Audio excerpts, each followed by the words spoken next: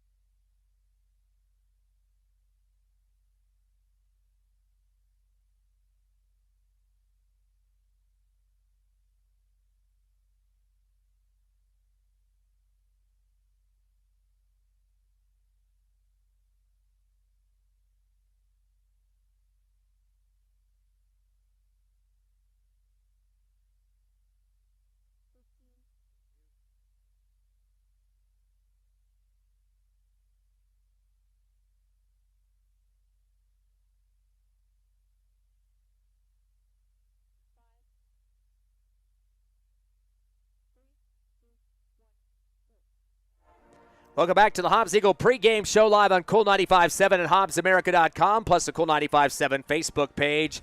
We were talking right before the national anthem break about some of the deep passing we saw last week against the Centennial Hawks on the road in Las Cruces. Some good distance on the arm for Brock Beatty, but unfortunately, some of those passes a little bit too long for the receivers. It could not come up underneath it. Some of them in stride could have gone for some long scores, but didn't always convert what they wanted to in that game. Of course, Centennial, the number 2 team in the 6A, definitely a strong force to be reckoned with. Yeah, and we talked about that earlier, too, about the fact that Beatty has – either he misses those passes or he gets them cleanly and gets them in stride as well. Some of them not so much, but still is able to hit his receivers. That's what he needs to do, is be able to – you never know if it's the arm strength or if it's the route that is being run, but either way, the connection isn't being made as much as they'd like. So Brock Beatty, of course, I'm sure he's been working on that as well. He takes pride in his work, and he also takes a lot of heart into the fact if he makes a mistake, if he has a pick six or if he has a fumble that causes a score.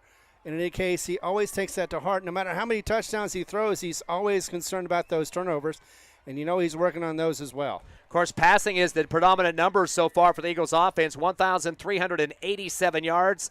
Brock hitting 52% of his passes, and on the average a game, close to 200, just like he got last week. 198's the average in terms of the passing department. 19 touchdowns in the air so far for the Hobbs Eagles on 10 interceptions. Rushing department, we said 1,387 for pass, 1,098, just shy of 1,100 for the passing game, about 200 yards difference between that and the pass. They're averaging about 156 yards on the ground per game. They have a total of 10 touchdowns, so very close to the numbers for passing, 19 for passing, 10 for the rushing games. And they've had 3 100-plus yards this season in the running department. Just I want to see some more consistency there in the rushing game as well. Of course, there's several guys have stepped up this year. We've talked about Seamus Wright. Of course, he leads the team at 462 on the ground. Kennedy at 328, and Beatty, the quarterback, at 112. So all three of those guys very important for the running game, which can open up your passing department as well. Several receivers are doing a great job this season. Of course, Braddock Beatty, the son, I knew I was going to say that, the brother of the starting quarterback, he's got 444 yards, averaging about 63 a game, and 18.5 in terms of per reception yardage. So definitely a big factor. Justice French, who caught 2 touchdowns last week, he's got 325 yards. And then there's Isaac Rodriguez at 149. Should mention, I've been told that Braddock Beatty has had some injury situation over the week. Not sure quite what his status is for tonight's game, but definitely he's one of the big combinations with his brother in the air. Hopefully he's in uniform tonight. Yeah, and he was getting hurt last week a lot. In fact, I think he limped off the field about 3 times during the Centennial Hawks game. Was hoping that was just minimum at best. I told him earlier in the season that we would not be able to do as well without him, but tonight maybe we can live without his presence for a moment or two with the Clovis team. But definitely need him next week for Oregon Mountain. Looking at the defense so far this season, some great numbers for Tristan Davis. Leads the team with 94 tackles, and 49 of those are the solo variety, so more than half of his numbers come by him going after somebody himself. He's got 11 tackles for losses this season, second best on the team behind Sammy Baeza, who has 14 tackles for losses for the season numbers. And that's something you're going to hear a lot of, Sammy Baeza and Tristan Davis. Those two names are going to be said a lot tonight.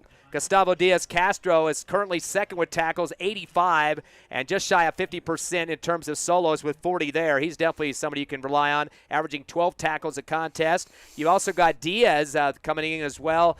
He's got 73 tackles, and he's got 43 solos himself. So there's different guys that are going to step up, especially the linebacking core, in terms of helping out the defense. And against Clovis, who predominantly has been a running team over the last few years, but last week they got a couple of touchdown passes in the first half. They were up at halftime 24-21, but then kind of turned into a blowout in the second half as Oregon Mountain just came unanswered. I think 3 touchdowns. They scored 21 in the second half and just breezed by, but not by halftime, though. I think Clovis had their best game of the season offensively. They did have those 2 touchdown throws that they got a hook up with, which definitely gave them in a good driving position in that ball game. Just couldn't hold on to the win. In terms of the passes that they saw in that game, they had Clifton Brown caught one from Javier Jimenez, their starting quarterback. They were just down 15-14 at that point. And they also got a 68-yard passing touchdown. Ethan Gutierrez got one on the arm of Jimenez as well. They went up 22-15 at that point. And then after that, after the second quarter, no more scoring for this squad. Exactly, and just makes you wonder what happened to the second half. Of course, a lot of times teams will go in and make adjustments, and maybe that's what happened. Clovis out-adjusted themselves, or maybe it was just the simple fact that the Knights knew exactly what they're doing in the second half and were able to dominate. In fact, it was the third quarter they scored 7 points, in the fourth quarter 14 to get that 42 overall win. And with that loss, Clovis dropped to 0-7 overall, which is the bottom of the barrel when it comes to 6A teams. They are 21st out of 21 teams in the Max Preps Bowl. Eagles did lose last week again to Centennial. They dropped to 3-4 overall and 1-2 in district. They are currently dropped a few notches in the poll, currently in 10th. And you kind of want to stay in that top 10 look in terms of getting seeding for the state playoffs. You might not have a winning record. Sometimes you get in under 500. But, again, to get the best seeding, you definitely want to be above 500 and get those district wins. They have 3 more games left, including this one. Very important wins for the Hobbs Eagles to add to their resume. Exactly. You know, you've got Las Cruces, Centennial, Oregon Mountain is who we're going to be facing next week. And then Carlsbad the week afterwards. We've already lost to Las Cruces and Centennial. Of course, they're still undefeated in the district. But, you know, you never know what's going to happen with the rest of the games. You got to win big if you want to get any kind of momentum going into the playoffs. On paper, Eagles look like they should be the dominant team in this one. They're averaging 25 points a contest. That's throughout the season. Clovis only 11.7 points a game, so that's definitely a major factor there. Hobbs giving up way too many points defensively, 39, but Clovis even worse at 51. So that's something they want to do. They want to capitalize any turnovers they get out of Clovis. They got to punch that through, especially in the red zone. Put those points on the scoreboard and get this homecoming win in their pocket. And as we mentioned before, 24 points is their biggest of the season. Also for district as well, they've got 35 points accumulated for the district. So that means that 11 points outside of that last game last week have come from 2 other games. Hobbs has scored 217 points against district opponents and given up more, 261. Clovis, 55 points on their district scoreboard, but giving up 340 points. And for a team like the Hobbs Eagles, have a lot of good athletes out there, very aggressive. They are fast up and down the field, including their defensive side of it, too. That might work into their benefit with the athletes that you got, scoring quickly and not letting Clovis come back and answer your score. Yeah, I mean, we know we've lost one good receiver, but we know that we've got several others that can step up and take their place, and we've got a young running back, Seamus Wright, who can come in as well and do a lot of damage. He can catch the ball. He can also run the ball from scrimmage and just make a lot of yardage happen out of nothing. Eagles defense will have to watch out for the top rusher for Clovis, John Royal. Last week against Oregon Mountain had a 77-yard scoring run on the first play from scrimmage, or first play of the game. Was able to score. And their quarterback, very young, Ron, Javier Jimenez, a sophomore, just like we know with Seamus Wright in the backfield. But a little bit of a different situation when your quarterback's a sophomore with a lot on his mind versus a running back just hand the football and get up the field. Now, we've seen a couple of sophomore quarterbacks look like they're seniors and play very well. Other times, we've seen them panic and throw a lot of interceptions. So we're not sure exactly which person we're going to see tonight, but definitely be interesting to watch. This Clovis team has had some tough competition in their pre-district schedule. Had to play Cleveland, lost to them 54-0. They're ranked third in the state, Cleveland is. Rio Rancho, number 7, got beat by them. Mercy Rule victory there, 54-0 as well. And then Farmington, the number 8 ranked team in the 6A, lost to them the first game of the season, 47-8. So definitely the numbers have not been going well for Clovis this season. They cannot stack up. And, of course, what's the series look like with the Eagles the last 20-some years? Well, the last 20 years it's been 6-15. And amazingly, though, Clovis has been able to pull off some really big runs as far as streaks, 7 in a row. And before that, I believe it was 8 in a row. So they have the 15. Hobbs is on a 4-game winning streak right now for 3 seasons. We forgot about the fact that there was a playoff that Hobbs won last year big time, even beat them more than they did in regular season. So that's something to look forward to as well for the Hobbs fans. So you mentioned the 6 wins since about 20 years back. 4 of those have been in the last 4 years, so most of the wins have been very close to what we have right now. Exactly. It's something that we've noticed over the years. We used to open this season with Clovis, and it was one of those situations where it was a tough competition, but this time around we didn't do it. They're in district now, and should be interesting to see what the difference is going to be from those years gone by till now. Last year in the playoffs, first round, Hobbs hosted Clovis. Actually, Clovis was undefeated in their district with a 4-0 record, so that's pretty surprising. Albuquerque High, Santa Fe, Capital, and Los Lunas. Not a very tough district last year, and they did get that perfect record. Came here to Hobbs, got beat bad, 50-13 in the playoffs. Down to the Eagles, 29-7 at the half. And the Eagles just dominating offensively, 511 yards to 239 for the Eagles, 257 in the passing game, and 254 in the running game. Very balanced offense. It's a 3-yard differential there. Isaac Rodriguez, big time, 2 catches, 69 yards in that victory. Tristan Davis led the team with tackles with 13 for the Eagles D. He had 4 tackles for loss in that game. And the first game of the season they played, they weren't in the same district, of course. Hobbs won that one big as well, 41-13. So a combined 91-26 last year in those 2 games, Hobbs versus Clovis. Exactly. Just a lot of scoring. We haven't seen that a whole lot this year. We have a few times, but not as much as we would like. Then this time around, looks like it's going to be a good one, and we're all set to go. Hobbs going to wear their white home uniforms. Or correction, Clovis with the white visiting uniforms, and purple numbers. Hobbs Eagles the black home uniforms and the gold numbers. Of course, Homecoming 2024. We'll have a big halftime show going on with the band and the Homecoming coronation. Find out who the king and queen are for 2024. Ready for the kickoff. Clovis, the receiving team, and Hobbs will kick it off to get this thing started.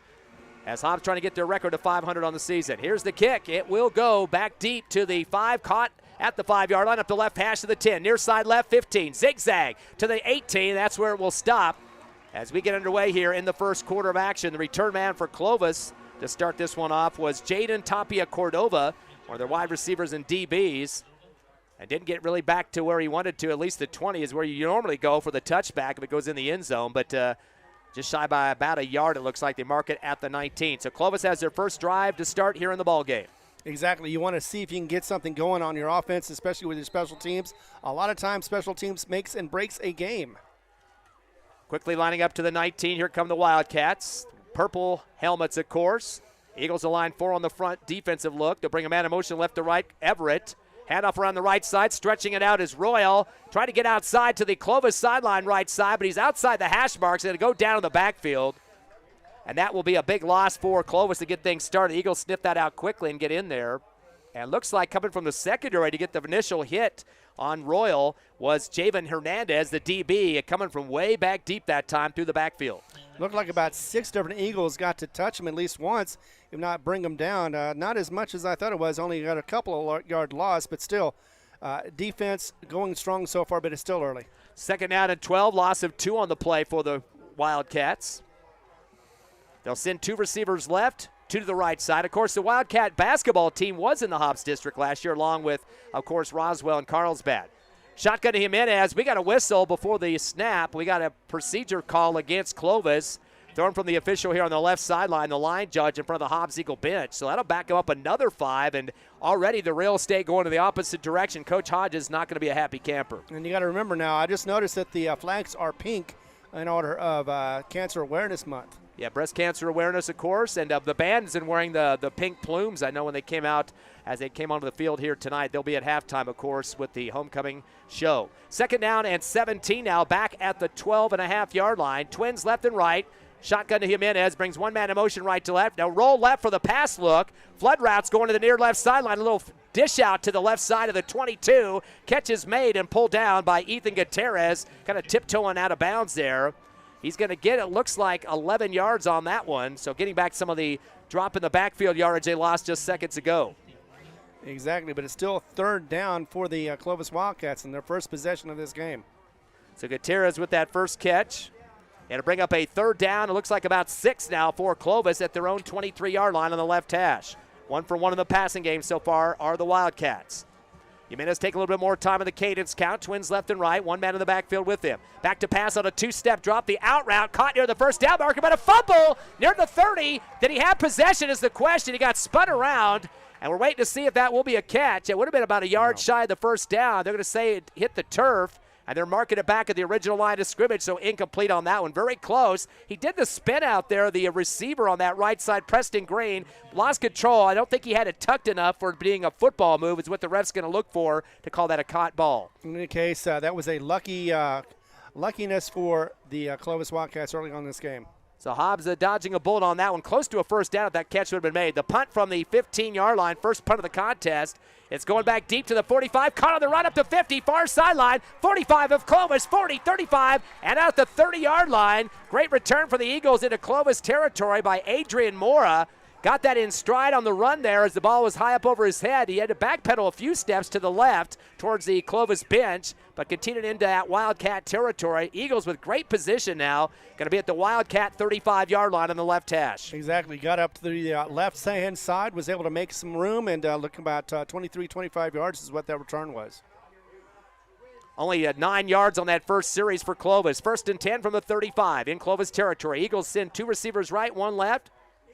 We got a staggered eye formation backfield. Shotgun. Beatty back to pass. Pump fakes, but it's met by a defender. Kind of threw his shoulder for a second and then got dropped hard. A 5-yard loss on that one. Is getting through was John Royal, also the running back for Clovis on the offensive side. So, yeah, he made a definite impression going back 5 yards, driving that quarterback as well for Brock Beatty, and now it's going to be second down and 15. So both teams suffering some negative losses in their first drives. Hobbs, though, with a couple more downs to work with. Second down and 15 now from the Clovis 40.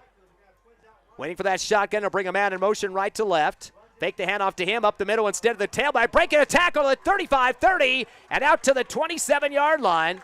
That will be close to a first down. Looks like about 16 on the carry that time. Actually, he did get the first down. That's going to be Seamus Wright, so 16, give it to him. Just one more than what he needed and moves the chains for the Eagles. The sophomore starting out big. Already a first down for Hobbs. Their hurry-up offense now at the 25. First and 10 on that left hash. Shotgun, Beatty will pitch it right. Coming around the side, 30. Trying to stretch it back, cuts it back to the 25, to the 20, right to the 15, spinning, and dropped to the 13-yard line. Another first down pickup, this time for 12. Back-to-back double-digit runs, 28 yards on 2 carries for Seamus Wright. Exactly. Whoever is doing the blocking assignments or doing them right, they got him in there and into that secondary territory. Did you say right?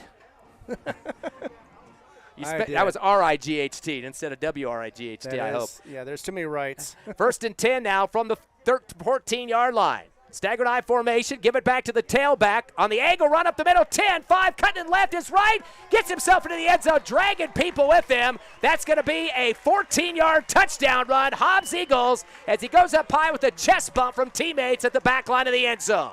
And that's exactly what we wanted to see. First drive in for a touchdown, and nothing but positive yardage the whole way. So Seamus Wright, 3 carries for 42 yards. That one for 14 and a touchdown as we're ready to PAT here to tack on the extra point. And that appears to be Jaden Taylor who's out here. The kick is up, and it's kind of a wobbler. It gets through the right upright. Count it 4-1. 9:05 remaining here in the first. Eagles on the scoreboard first for homecoming 2024. It's 7-0 back in 30 seconds on the Hobbs Eagle Network. Clear.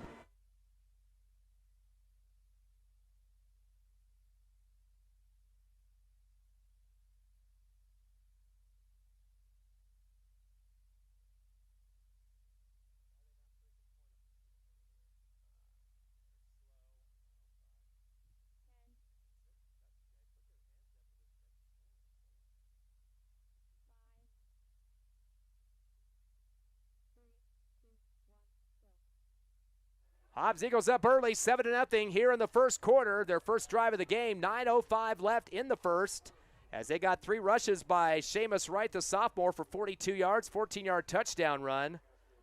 Right now, the Eagles as a team at 37 yards on 4 rushing plays. No passes have been thrown yet. 2 first downs on that drive. Here comes the kickoff for the Eagles. Astorga's going to boot it hard. It's going to come to the left sideline, take a roll, past the goal line into the end zone, and just kind of waving it through was Jaden Tapia Cordova. He was the man that returned in the last one. Scoreboard still has 6 points on the board, but we saw the referees. Now they get it up there. As soon as I say it, it blinks up to 7. Of course, our scoreboard is right, Ron? Exactly. It certainly is. Never wrong. Never wrong. Although I am. Ball will be at the 20-yard line. 1st and 10. Second drive for Clovis. Not much going on in that first drive as they had an 11-yard reception on a pass and a -2 for Royal and an incomplete pass as well in their 3 plays. Coach Hodges is going to send 2 receivers right. They had a third, but he's running out of bounds. He must have been an extra guy out there. He stayed in the huddle, so he should have had a penalty. Shotgun, and now the far official, the linesman's going to call the timeout. Clovis wants to talk about it. They had the wrong personnel on the field. Surprised they didn't get a flag on that one as they left the huddle with 12, but they got to talk about it. When a coach has to burn a timeout not even halfway through the first quarter, there's going to be some raging madness in that huddle. Exactly, but we already know that this team has got a lot of issues going on. They haven't won a game. They need to, and maybe they're trying too hard. Who knows? Either way, they tried something different, and it just didn't work. But last week they started out pretty well, up 24-21 at halftime. They had a couple of passing touchdowns from Jimenez. We saw that Royal kid. He had a 77-yarder scored on a run, too. So they were up in pretty good shape there and then fell apart in the second half. Yeah, we even saw a defensive stance in the very first play, a 5-yard sack for the quarterback, and that was Royal again, as you mentioned. So, yeah, they looked all right, but Hobbs was able to adjust, get right in there, and get him to run the routes just perfectly. Of course, Clovis did play Oregon Mountain last week, who's the next opponent for the Eagles next week here at home. 1st and 10 from the 20. Clovis gets everybody set. They got a staggered I formation in the backfield. Receiver left and right. Give it to the fullback. Met hard in the backfield. He's going to go down quickly, but he's fighting guys hard against the Hobbs Eagles. 2 of them trying to wrap him up, and he went down anyway. Royal tried to get himself back to the line of scrimmage, and no way should he have broken away from that at the beginning. Eagles patted him hard. Finally getting him down to the turf for Hobbs was Jaron Meredith, the defensive lineman, 6'1", 260, putting a big body on him. No gain on the play. They did say he got back to the line of scrimmage. He had to avoid 3 different Eagles before he got the 4th one that brought him down. He was put in about 2 to 3 back in the backfield before he ended up getting that positive yardage and ended up going back to the scrimmage line. 2 runs, no yardage yet, -2 and 0 for Royal. I formation split on the backside now, right of the quarterback. Fakes the handoff. Jimenez going to tuck it, go. Keeper, 20, 25, angling right, 30, 35 to the sideline. It slides down at the 40. He'll pick up the first down at 20 yards for the quarterback, Jimenez. He did a great job doing that one. Just ran along the seam. He had his blockers in front of him. Just was able to get as much yard as he can. And then he slid, like you said, because he had enough yards and he just needed to get out. Avoid the hit. Yeah, 20 yards for that one, a first down pickup. First down, first of the game for Clovis now at their own 39. So just go ahead and give him a little bit less than that, 19 on the carry.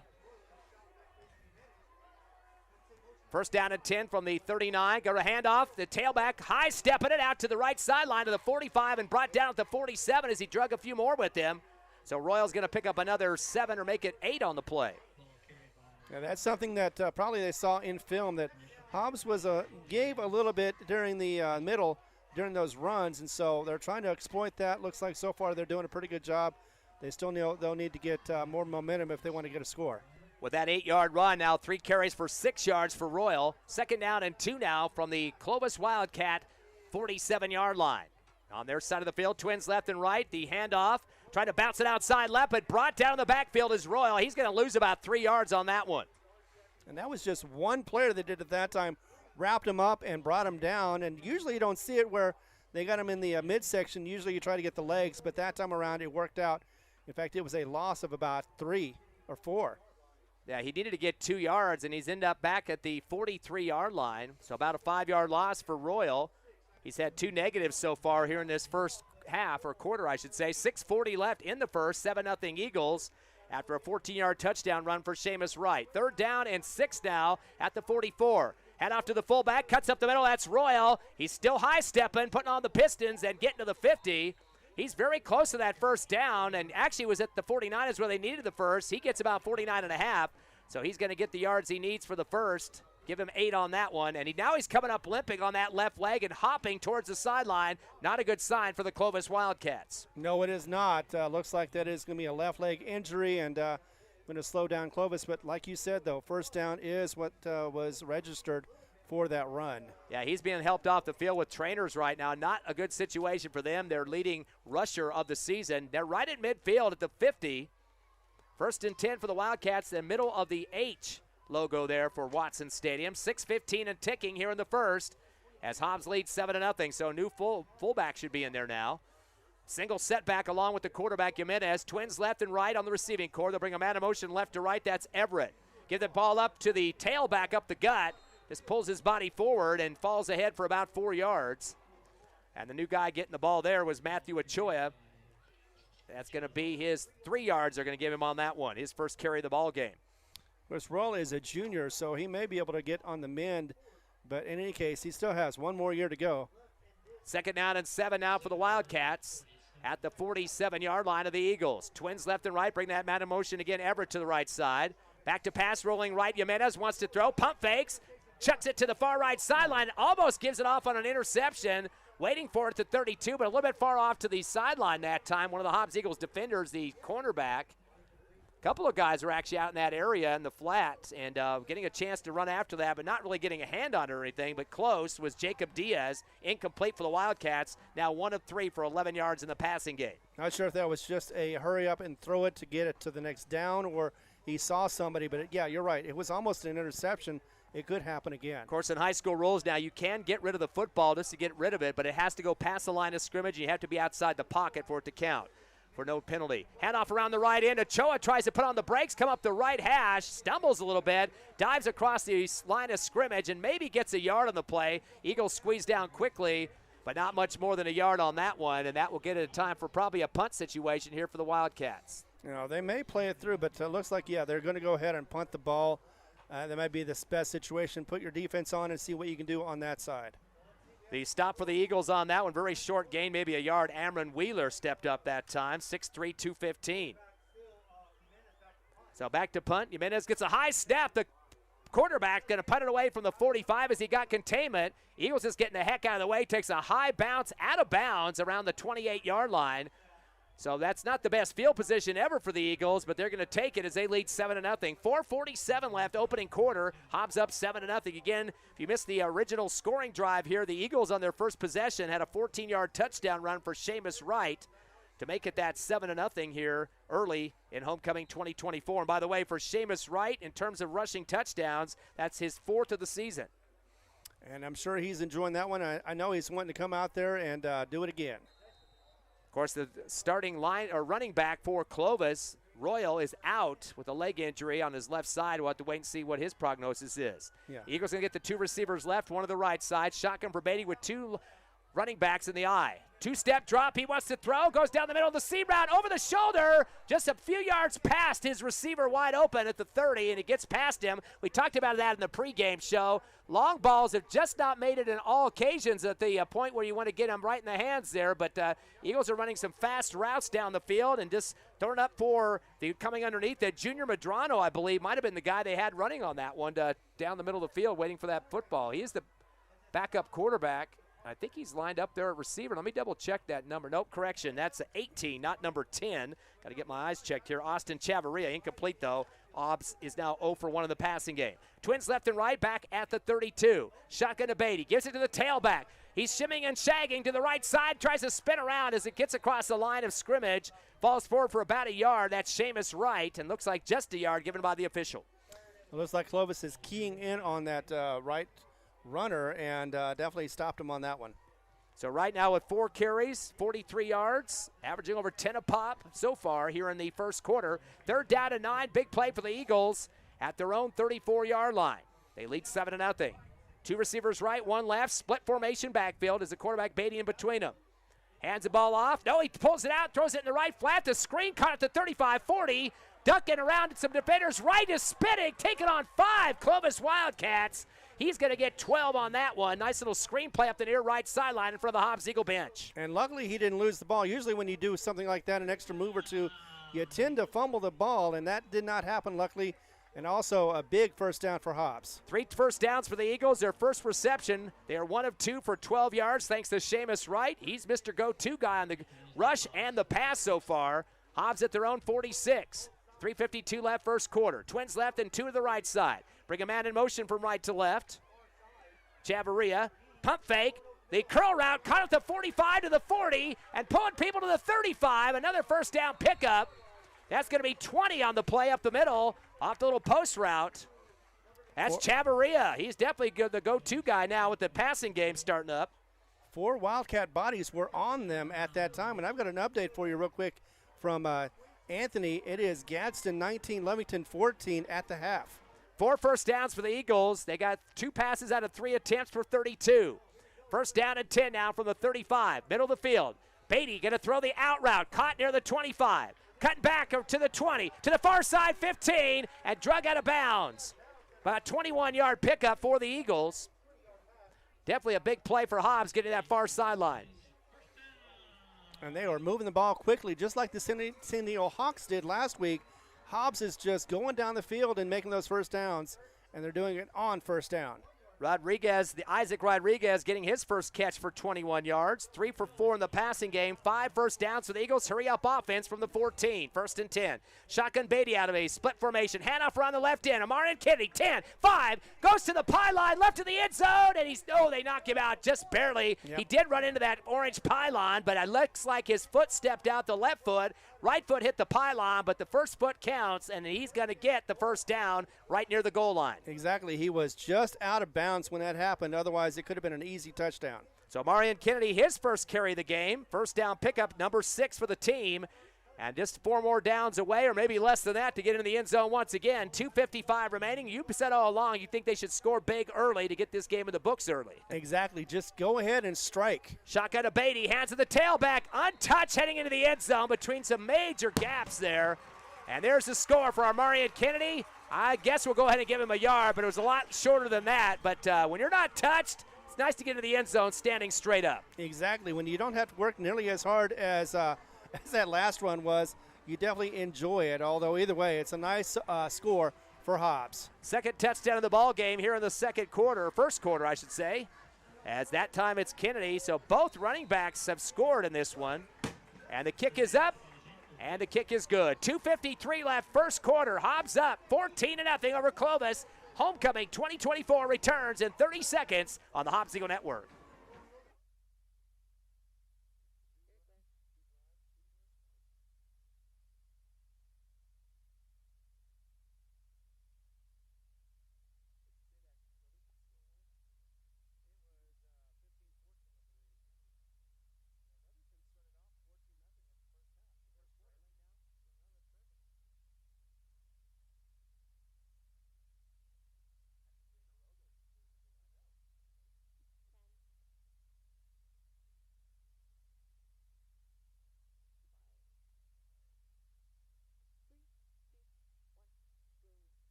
Your Hobbs Eagles lead 14-0 here in Watson Stadium for homecoming as they 2-touchdown lead over Clovis. Second touchdown, a 1-yard run for Amarian Kennedy. And the boot's going to be back deep. Clovis will make the catch at the 3-yard line, heading up the middle to the 10. Angling to the right side, 15, and backing up. And going to be brought down at the 12-yard line by the back of the shoulders that time. Getting thrown to the turf, Jaden Tapia Cordova. Eagles with some good coverage out there. A couple of guys out on the stop, including Jacob Diaz and a couple other people stepping up too. Looks like Brock Beatty was out there, was he?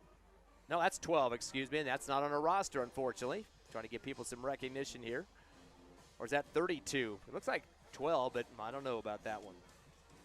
Yeah, 32 would be Erksine Clay. He's a defensive back, so possibly getting some coverage on that one.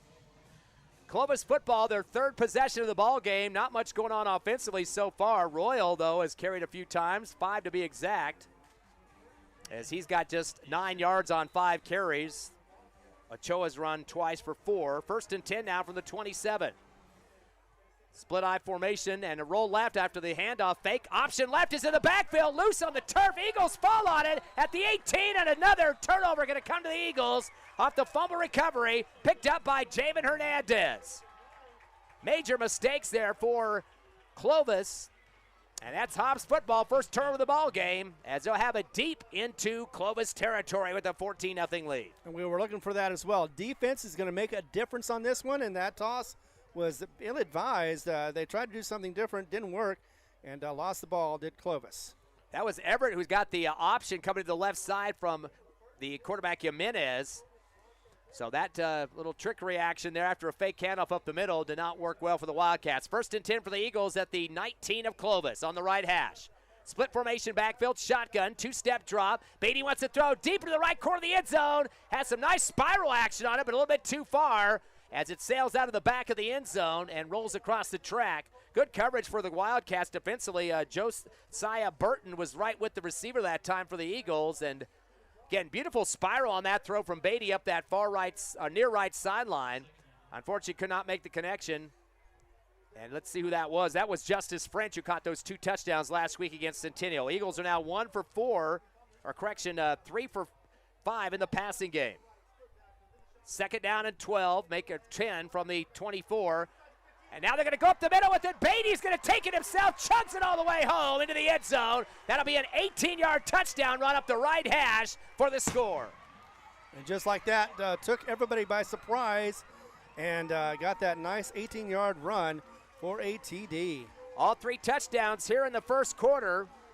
Wright with a 14-yarder, Kennedy a 1-yarder, and now Brock Beatty is the man as he gets the 3rd TD from 18. Waiting for the PAT. No, it's a bad snap, rolling right to throw to the right corner of the end zone. Touchdown, or making a 2-point conversion. Eagles had to do a red-hot route there as coming up for it in the right corner was Seamus Wright for the 2-pointer. Not what Coach Stevens probably drew up that time. It looked like kind of a mishandled snap, but Hobbs made Clovis pay for it, leading 22-0. We'll take a 30-second break, come back live on Cool 95.7, HobbsAmerica.com, and the Cool 95.7 Facebook page, home of Hobbs Eagle homecoming action.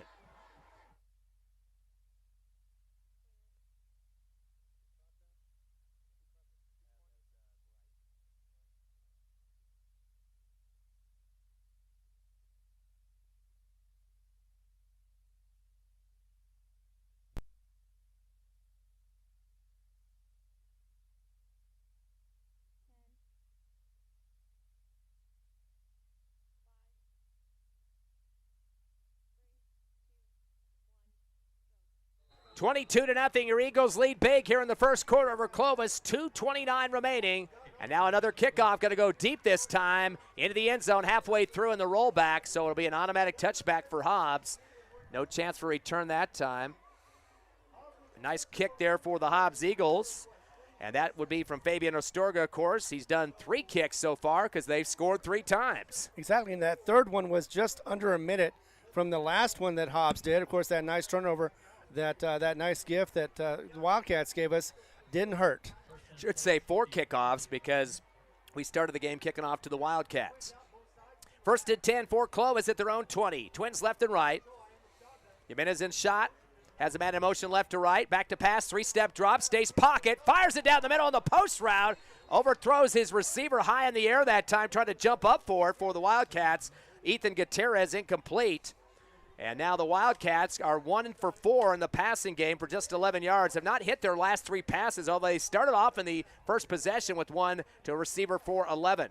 Just a little too high. Looked like he should have been able to catch it, but either way, misjudged it and wasn't able to corral it in. 2nd down and 10 now as Clovis taking a lot of time in their huddle, trying to get themselves regrouped down 21-0. 2:25 left first quarter. Pairs of receivers both sides. As Jimenez has a man on his left shoulder in the backfield, the running back. Royal has not come back in the game yet. He has that injury. They throw the quick out route, and coming back to try to come up underneath the ball at the 24, incomplete. A man getting down deep under the ground to try to get that one. Preston Green on the far right sideline. Could not get the breadbasket underneath there to pull that in, but it's incomplete. So Clovis's passing game is starting to deteriorate, although they do have 2 touchdown passes last week against Oregon Mountain in the first half. Well, you tried to adjust. First one was too high. The second one was too low. Maybe the third one will be just right. Sounds like we got some porridge going on there with the Goldilocks story there. Exactly. 3rd down and 10 from the 20. Rolling right. Wanting to throw, Jimenez throws a high out route. It might have been tipped on the far right sideline in front of the Clovis bench. Incomplete. It was. I'm not quite sure who might have gotten a hand on it. Looks like a couple of guys over there that could have been the ones to knock that high into the air, including Aiden Hoff, the defensive back, or possibly the linebacker, Sammy Baeza. Either way, Hobbs knocks that ball out of the receiver's clutches there on the far sideline, which unfortunately for Clovis fans means another punt situation. Exactly, because if that pass would have been on target, which it looked like it was, it would have been a first down or very near it. Yeah, been close to the 30, which is where they needed to get, but now it's a 4th and 10 from the 20. Good snap, punt will be away, and it will go short. Takes a big Clovis bounce and rolls back past the 40 up the middle of the field to the 36. And almost looked like it was going to touch one of our Eagles. Barely escaping getting hit in the leg with it was Adrian Mora. So Hobbs will have a great field position start on their 4th possession. They've scored all 3 times before, all on rushing touchdowns from Wright, Kennedy, and Beatty. So definitely would love to go up by 4 TDs here. We haven't even got out of the first quarter. Exactly, and we may just get another score before the end of the quarter. But, yeah, Hobbs has scored on every possession, and that's exactly what we want to see, a good, efficient offense. On the Clovis series is so far, 2 punts and a fumble. Hobbs are being trips right with the receivers, 1 to the left side. Beatty has 1 back with him. 3-step drop, stays in the pocket. He's going to fire the fade route near sideline, caught by Kennedy at the 30, gets somersaulted down to the 20-yard line. Big catch for Amarian Kennedy. Exactly. And probably wanted to get that in stride, but definitely looks like he may have tweaked something, hurt himself. So 41 yards to Amarian Kennedy on that catch. Yep, he is holding his shoulder, his left shoulder. No, his right shoulder. 5 for 7, the Eagles in the passing game. That is the 7th first down of the contest. 2 for Clovis, so Hobbs definitely winning that battle already early, and the 22-0 lead. At the 24-yard line of the Wildcats on the right hash. Trips left, receiver right. Beatty back to pass. Pump fake in the pocket. Throws the drag route to the 20 far left. 15, 10, 5, into the end zone for the touchdown. Eagles taking advantage of the open field. I believe that was Justice French. That's going to be 24 yards of the score. And yeah, definitely did. Was a nice seam route. Was able to take advantage of it. Barely was touched until the end zone, and by that time, it was too late. He was already in. Yep, Justice French drag route getting into the end zone, and yeah, putting on that sprint motion there for the last about 8 yards of the play. 24 for French. 2 touchdowns last week, add another one this week, and we're getting close to mercy roll here with just 1 TD away, Ron. Exactly, and we're not even into the second quarter yet. As we wait the PAT. Oh, another one. This one might have been a designed 2-point conversion. They pull up out of the snap and throw it into the middle of the end zone for the 2-point conversion. And on the other end of that pass from Beatty, or actually that was the holder, Tristan Davis, the linebacker, playing a little O that time. Exactly. He said, you know what, I've done a lot for you guys in the defense. Let me do something for you on offense. And that's what they did. They passed it right to him. He was able to catch it. And boom, 2 more points for Hobbs. First passing, well, actually, that was a 2-point conversion.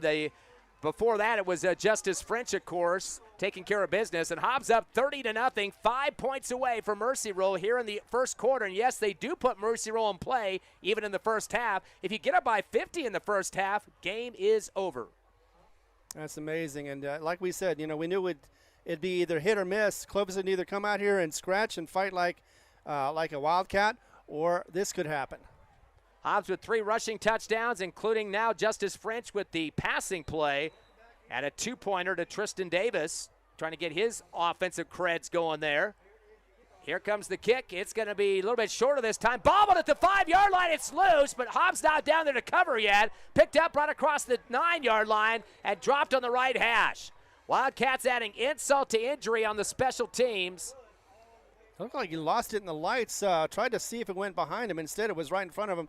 He did a 360 before he got the ball again and was able to get just a minimal bit of a yardage. Same guy once again. That's Jaden Tapia Cordova. He's had majority of the returns so far. A few went into the end zone, but now they've got to digging themselves out of a hole. They mark it at the 10 with 1:26 left here in the first. 30-0 Eagles. Homecoming. That's going to be an exciting win if you can pull it in the books by the end of the first half. The quick snap in the back, 10, 15, and tripped up at the 20-yard line. But there's a flag down on the play. That's a 10-yard pickup. It took about an hour to get there, but Javier Jimenez is the man with the ball, but is there going to be a legal block possibly on the Eagles halfway through that run? It's a hold. Oh, they're going to come back. Not going to give them any room to maneuver. Yeah, 30-0 your score as 1:18 still left in the first quarter. One of those and two to the left side now. Grass in front of the receiver near the 20-yard line, far right sideline, intended for Kaiden Everett, but it's into the turf. No shovel there to scoop it out. Yeah, one of the things that quarterbacks should know, or at least most veterans know, is the fact that you can't run and throw accurately, or at least it takes a lot of practice and a lot of patience. That time around, he tried to get it, but just did not get it to his receiver. And running for his dear life, too. I mean, he's got defenders coming at him near the goal line. You got to get rid of the football. You don't want a safety at this point. Exactly. Or worse, a fumble and then 6 more points. Or safety, and you punt the ball or kick the ball back to the Hobbs Eagles, who lead 30-0. Second down, and that was a loss. Or no, second down and 15, I should say. Roll right, Jimenez, pump fake, throws it to the right side. Did he leave the pocket? He was just getting rid of the ball to not get a safety. I think the official was kind of waiting to make a decision on that. Had he gone to the far right enough to get out of that pocket to be considered where you can actually ground it nowadays. Before you couldn't ground it at all, but that time they said he did get out enough. He was near the back line of the end zone, getting chased pretty hard by the Eagles defense, but I kind of question that. It didn't look like he got that lateral motion that you need to the far right to be able to get that as a intentional grounding, which doesn't count as a foul. Yeah, it could have gone either way, but I didn't see anybody from my perspective in white in that area where that ball went. Third down and 15 now from the 5 for the Clovis Wildcats. Twins left, receiver right. Bring a man in motion behind. Hand the football around the right end, putting on the brakes. Stutter step, but that's going to go down quickly. Matthew Ochoa. Turnover. Oh, they sent a late fumble to the far. Yes, they did say recovery for the Eagles. We had to wait for the line judge on that far sideline to make the call. A fumble, and Ochoa did get about a yard gain, but he lost the football. And the Eagles have recovered the second fumble of the game. Eagles in the red zone. We got an injured Clovis player. Ron, a touchdown here would be a mercy rule situation. It would too, and we were expecting something like that, but you never completely think that it's going to happen because, you know, it's impossible sometimes to get those points in like they did. But 2 turnovers, and that could be the possibility for the Hobbs Eagles at this. And in fact, it's still probably the first. Yep, it's still first quarter. Got to remember, too, the Clovis Wildcats have been a victim of a lot of blowout games this season. Some of the top teams in the state, though, I have to give them a little credit for at least playing them. Cleveland, 54-0. Rio Rancho, 54-0. Farmington to start the season, 47-8. So they did score some points in that game. Cibola beat them. They are number 18 ranked team, 36-12, so a little bit closer there. But really, a lot of hard, tough opponents this season. And Clovis just cannot afford to have injuries like they have right now. And now trailing 30-0, Hobbs Eagle football inside the 10 and ready to make it a mercy rule. Yeah, and Clovis has been shut out twice, almost the third time, but they did get 3 points on Las Cruces before it went to the mercy rule final of 55-3. So they've been through some hard-fought games. You're right about that. Just unable to get anything going on offense or on defense. Looks like their offensive tackle, Ashton Encinius, is the one that goes down. He's a 6'3", 230-pound junior, so definitely a big boy on the line there. It's going to be a hard loss there for the Wildcats, and he doesn't look like he's in good shape. They're actually picking him up and letting him drag his legs behind. And again, they had Royal go down earlier in this first quarter. They're starting running back. And it looks like both of them had the same injury or same type of injury, left leg injury. They were hobbling off, and at least Royal was able to move off on his own, but had to skip off quickly. Close to the 5-yard line. The Eagles have everybody in the backfield, 3 running backs and a shotgun to Beatty, middle of them. He'll throw a deep one in the left corner of the end zone, over the shoulder. Did it get caught? Yes. It's close. Yes, it is. A touchdown. 5-yard pickup and a score. So quickly, one and done once again for the Hobbs Eagle offense, and got on the board still in the first quarter. Trying to get who that number was. We had those stupid lights going off again. I wish they'd ban that in MAA, not letting those flash in and out here. I thought that might have been Justice French because he's got the size down there. I think it is Justice Justice French is getting some high fives from Coach Stevens right now. Big man, and he's got some speed to get up the field over the shoulder that time and took on the defender, was about a yard or two ahead of him. Here's the extra point. It's up, and it is good. So a 5-yard touchdown catch, back-to-back TDs for French. That one for 5 yards, and the point good after that. We've got ourselves a mercy rule game, Ron, 37-0. This is what you want homecoming to be all about. Exactly, just be able to celebrate more and not worry about the game as much, not have to worry about it like we had in the last couple of games where it's nerve-wracking and you never know what's going to happen in the end. I don't know if I've ever called a game that's already been mercy rule in the first quarter. We'll take a quick 30-second break, come back with the kickoff. Your Eagles up 37-0.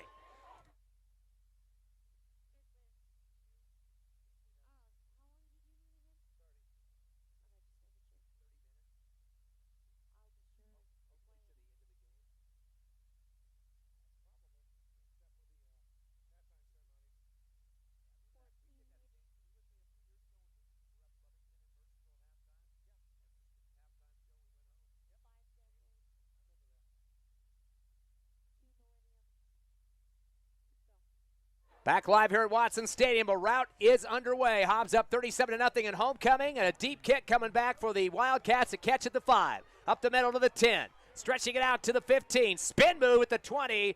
And it'll be a 15-yard return for the Wildcats near midfield. As Hobbs has a big lead here. Return man, as we mentioned all night long so far, Jaden Tapia Cordova, as he's had to return 5 kickoffs for the Eagles after scoring and had the first one of the game to start the contest, number 6. But Clovis doing themselves no help in this game with a couple of fumbles, couple of punts. Their passing game is not working as well they like. 1 for 7 there for Jimenez. And nobody in real big positive yards on the ground either. Royal went out with an injury, the starter, the running back. Twins left and right, back to pass. Jimenez going to throw the curl route to the 25 and dug down quickly. A 5-yard pickup, though. Quick snag there, breaking up half of the yardage they needed for the first down. As making the catch was Javier Jimenez, and the wrap-up for the Eagles quickly on that one, Gustavo Diaz-Castro, of course, the big linebacker for the Eagles. So that's going to be the first catch for Jimenez. May get one more play before the first quarter ends. They're now 2 of 8 in the passing game. Twins left and right. Shotgun Jimenez, a high snap. Back at the 18, gets chased. He's going down back at the 12-yard line. He got swiped hard. A big loss on the play as well. And that's going to be Tristan Davis taking care of business on that one. And fired up as always. Every time he gets a sack or a tackle, he gets fired up. Minus 14 for Jimenez. He saw it coming. Kind of could have slided over to the left a little bit, but you saw the great angle coming at him from the left side of the backfield, and coming hard at him like a bullet was Davis. That will end the ugly first quarter for the Clovis Wildcats. 37-0. Your Eagles in a mercy roll lead here as we head to the second, live with Homecoming 2024 on the Hobbs Eagle Network back in 60.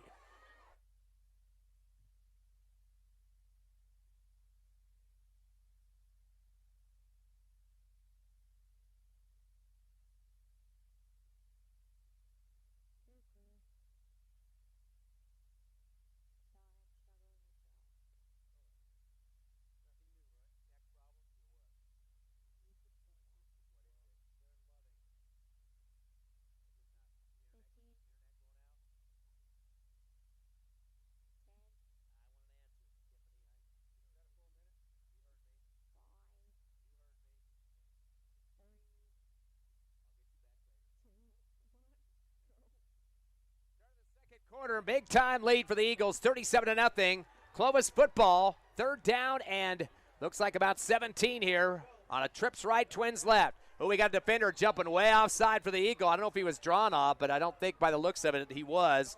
Eagles about 2 yards off the line that time as they jumped hard at the snap count.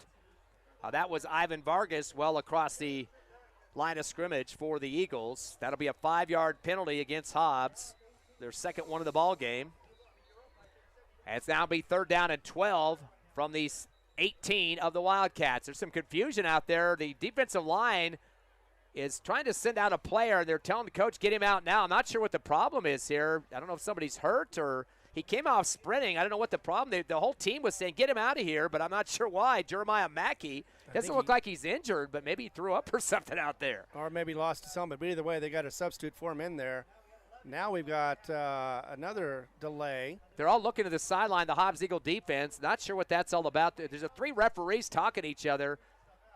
I kind of wonder if he got sick or something, but he came sprinting off full speed and hasn't gone to a trainer or anybody. I'm not sure what that was all about. Oh, I see the flag on the play. Oh, on Sportsalike. Oh, it's on the offense. I thought maybe he said something. The defensive team said, we're not going to have that out here. But no, it was on the offense, so don't want to speculate he did anything wrong. But that's going to be a half the distance penalty, though, because they're within the 30. That's a 15-yarder. So about a 7-yard penalty all said and done there for Clovis. Definitely don't want to back up like they're doing now. 3rd down, and that's going to be, 22 now, back at the 8-yard line. Deep is Jimenez at the 2, backpedals into the backfield, has some pressure, rolls left, he wants to throw near the sideline at the 5, and he gets swiped from behind on his ankles. Nice takedown, another couple-yard loss that time. And in there, the linebacker for the Hobbs Eagles getting some helmet slaps now from his defensive teammate, Sammy Baeza, the LB. He's back at the 6-yard line. The Clovis Wildcats are, I should say, a loss of 2 on that one. Yeah, but bigger is the 4th down call now, and it's huge. Definitely kicking, going to be punting on this one. So poor Jimenez now. He started off with a 19-yarder early in the game, but now has a -14 and a -2 to add to it. So 4th down and 24. Punter from the middle of the end zone, and he's going to get rid of it. It goes back and bounces at the 40, takes a Clovis roll to the 50 into Hobbs territory, and bounces a few more times near the 45. It will be tapped dead by Clifton Brown for the Wildcats. But Hobbs has the football, getting very close to that mid-stripe with a 37-0 lead. Now, drawn 13 more points, this game is over at 50-zip. I know, and the way they played the first quarter, it could easily happen in the second quarter, and they have another possession. They've scored in every possession so far, Hobbs has, and that is one of those fantastic things that will help them in the playoffs as well. 3 punts, 2 fumbles for Clovis. Not good offensive stats so far. Twins left, a receiver right for Hobbs. Shotgun. Fake the pitch. Now they're going to option anyway to Seamus right on the left side to the 40. Tries to spin against 2 defenders. Fumbles the football. Clovis is going to pick it up. They're going to ram one to the end zone. Should be about a 34-yard return as Wright lost the ball, getting tackled and picking it up for the scoop. And the touchdown was Jaden Tapia Cordova. And boy, that kind of changes the complexion a little bit. Late on the play, got coughed up. It did too, and that was a unfortunate thing. But we talked about the fact that, if you make extra moves while you have the ball, there's a chance you could fumble it, and he did. He got it in stride as well. He was able to pick it up off the ground and run it in for the touchdown. They tried to take 2 defenders on the near left sideline. The first play was a fake pitch, and then all of a sudden you see Beatty rolling left a little bit and kind of doing a basketball throw, kind of a double clutch chest pass there. And got a delay on the PAT. The kick is up and good as Clovis now is on the scoreboard after a major issue for the Eagles of the fumble in the backfield. 37-8, so we're underneath mercy rule that quickly with 10:28 remaining. Kind of get a lull in the crowd here at Watson Stadium. Exactly. Well, that happens sometimes, when you're in the lead like that and then you see a huge play like this happen, then definitely something is going on, and quiets the crowd a little bit, but not for long. All those returns Jaden Tapia Cordovas had to do in the first half off touchdowns by the Eagles on the kick returns. That time he gets a defensive play, about 38 yards on the fumble recovery and the score. But still 37-8, though. The Eagles up big by 29. I think Coach Stevens' main goal right now is to get that back up to mercy roll before this game gets down to the halftime mode. Actually, I'm sure Stevens would like to play 4 good quarters and get some work on his team, maybe even get some JV in there. JV had a 8-1 season. They beat Carlsbad just yesterday, 28-7, so they had a really good season. Don't forget at halftime, your Eagles will be in the locker room, but here on the field, we will have the homecoming celebration going on. They're going to announce the king and queen, announce the winners of the parade earlier today for homecoming, of course. The Hobbs marching band will be out there, too. Big show planned, as usual, here at Watson Stadium. One more home game next week against Oregon Mountain, at least for the regular season. Oregon Mountain's a team that's kind of in the thick of the hunt there. Probably the third-place team at this point. If you saw Las Cruces and Centennial play so far, they're combined 7-0 on the season. Oregon Mountain at 3-1, pinning more games coming up. But still, that's going to be a big one for Hobbs next week here at home. Here's the kickoff for Clovis. They're going to keep it low on the onside kick. Did it go 10? I don't know if it made it that far. The ball's loose, and the Eagles hopefully recover at the mid-stripe. Yep, they do get it back, luckily for Hobbs. That was a hard hit low, and I think there was two guys actually on top of it there. I'm not sure who came up with it at the last second, but Xavier Garcia was in there and also helping out Sammy Baeza. But Hobbs football right at the 50-yard line. Now, I guarantee you they're going to want to get some scoring quickly here and still have a chance to get up by 50 if that could happen. Exactly, and either way, they just want to see what they can do with their offense. So far, it's been firing on all cylinders. They want to continue doing that. Again at the 50-yard line, 3 on the front for Clovis D. Twins right, receiver left for the Eagles. Staggered eye in the backfield next to the quarterback Beatty to bring a man in motion. They'll give the ball from right to left around the end. Here comes the Eagles. Braddock Beatty heads off to the left hash. As he's up in it, actually, correction, that wasn't Beatty. That's Marion Kennedy. Looked like a 2 from the distance. Is actually Kennedy. I don't think Braddock's playing tonight. He had an injury, and I think he's sitting out this ball game. They're going to give Kennedy 4 on that one. So Marion now with 3 carries for 18 yards, 6 a pop for the Eagles running back. Twins right and a receiver left. Shotgun again to Beatty with 2 by him on the right shoulder. Takes a long snap count, gives off to the fullback, who's met in the backfield, going to go down for about a 2-yard, maybe a 1-yard loss. And trying to get outside left to the Hobbs Eagles side of the field in front of the bench there. That was Ricky Gonzalez seeing his first opportunity. He's going to lose 2 on the play, though. And we can't get them all positive, but that one was just unfortunate to go backwards a couple yards, but 3rd down and long now. So Hobbs facing that 3rd down and 9 from the 48 of Clovis in their territory. And I should mention, too, the wrap-up man for Clovis on that last play was Claudio Hernandez. 3rd down and 8. Twins right, receiver left. Shotgun for Beatty. Back to pass on a 3-step drop, make it 5. Dumps in the left flat, caught at the 50. To the 45, right, cuts it back to the right, and his knee went down. He tried to keep going. Nobody was on him after he broke through the first one. They're going to say the knee came down enough that they're going to stop it there. That's a 6-yard pickup for Seamus right off the screen left.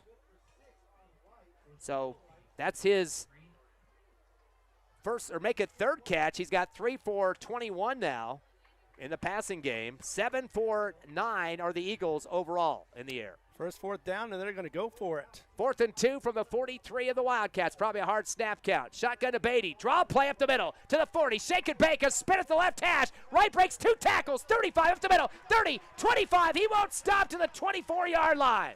He started at the 44, make it the 43, down the 24, make it that 19 yards. It almost looked like he was going to break it out for a touchdown, a long touchdown, and we had talked about that earlier. Just wasn't able to quite get it, and did get the first down and many, many more yards. At the 24-yard line, that's a 19-yard pickup, as I mentioned, and that will be the 8th first down for the Eagles. Quick hurry-up offense for the 19. Give the ball off to Rand again, up the middle, battering ram style across the 20, diving through piles. And he's going to pick up another 7 on that one. Exactly, and it's just making those 2nd downs, 3rd downs a little smaller and more manageable. 2nd down and long, 2.5 or so for the Eagles. Looking back to the line or to the sideline to get the play call here. Not going into a huddle, so keeps the Hobbs or Clovis defense kind of second guessing. 3 on the front line for the Wildcats. Twins left, 1 receiver right. Again, 2 of the offset eye for the quarterback Beatty. Turns around and looks back to the sideline again to get a replay. As they're going to get something else going here. Kind of reading the defense just a bit. Who's kind of coughed up quite a bit to the near the line of scrimmage. Most of the D at this point, even the secondary. Pitch left on the delay to the 20. Left side 15, near side 10. And going over one more defender. Diving forward will be enough for the first down and then some. That's Seamus Wright once again. He had a lead blocker from his quarterback, Brock, and definitely made sure that he got the first down and more on that run. Gets about 8 on that one, does Wright. He started off with 42 yards on the ground on his first 3 carries. And continues to roll forward. He's got about 73 yards on the ground so far. And the 1 touchdown for 14. That's the 9th first down for the Eagles. They're at the 9. Give the ball up the middle again, and this one's going right to the hole that time, up the middle for the touchdown. I believe that's Ricky Gonzalez that time, as he's in for a 9-yard score. Yeah, that was just up the middle quickly, too. Took a little bit of Clovis off guard a little bit on that one and made it an easy run. That's Ricky Gonzalez. Yes, his first score of the season, I believe. That's a 9-yard touchdown. He's definitely a happy camper, getting some fist bumps on the sideline as Rambles into the end zone, untouched for the Hobbs Eagles. Yeah, Gonzalez, actually that's his second TD of the season. And the kick is up and good. So the Hobbs squad back in the mercy roll numbers. 44-8 leads Clovis by 36 with 6:48 left, second quarter. We're coming back live in 30 seconds with Homecoming 2024 on the Hobbs Eagle Network.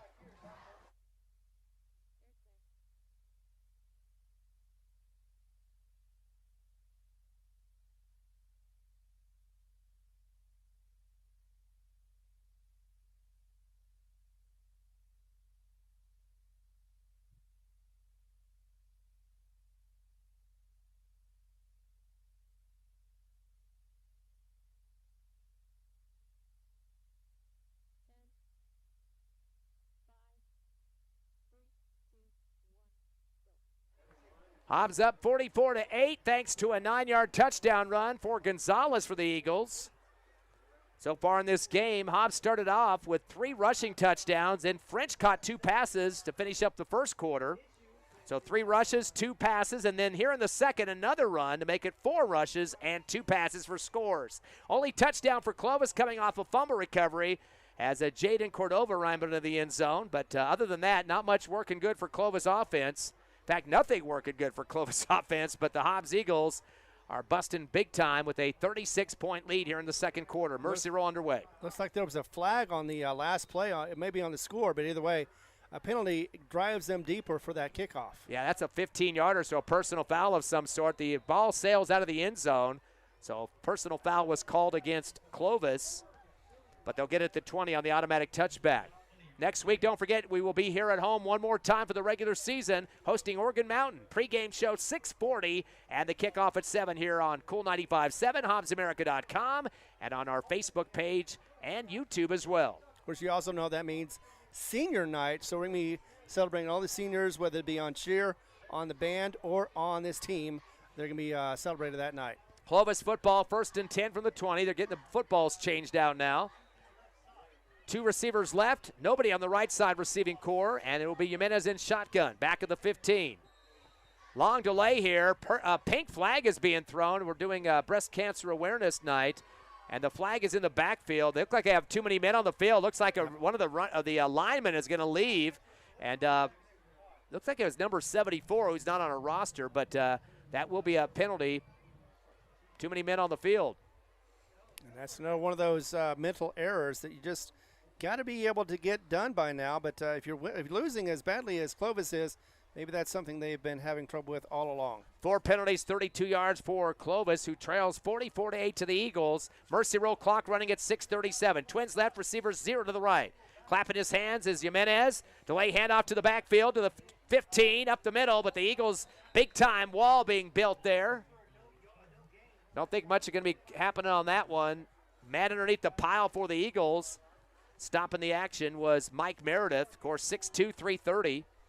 I know Coach Hodges was talking throughout the week that he's very scared about the big defensive line for the Hobbs Eagles and how to deal with them.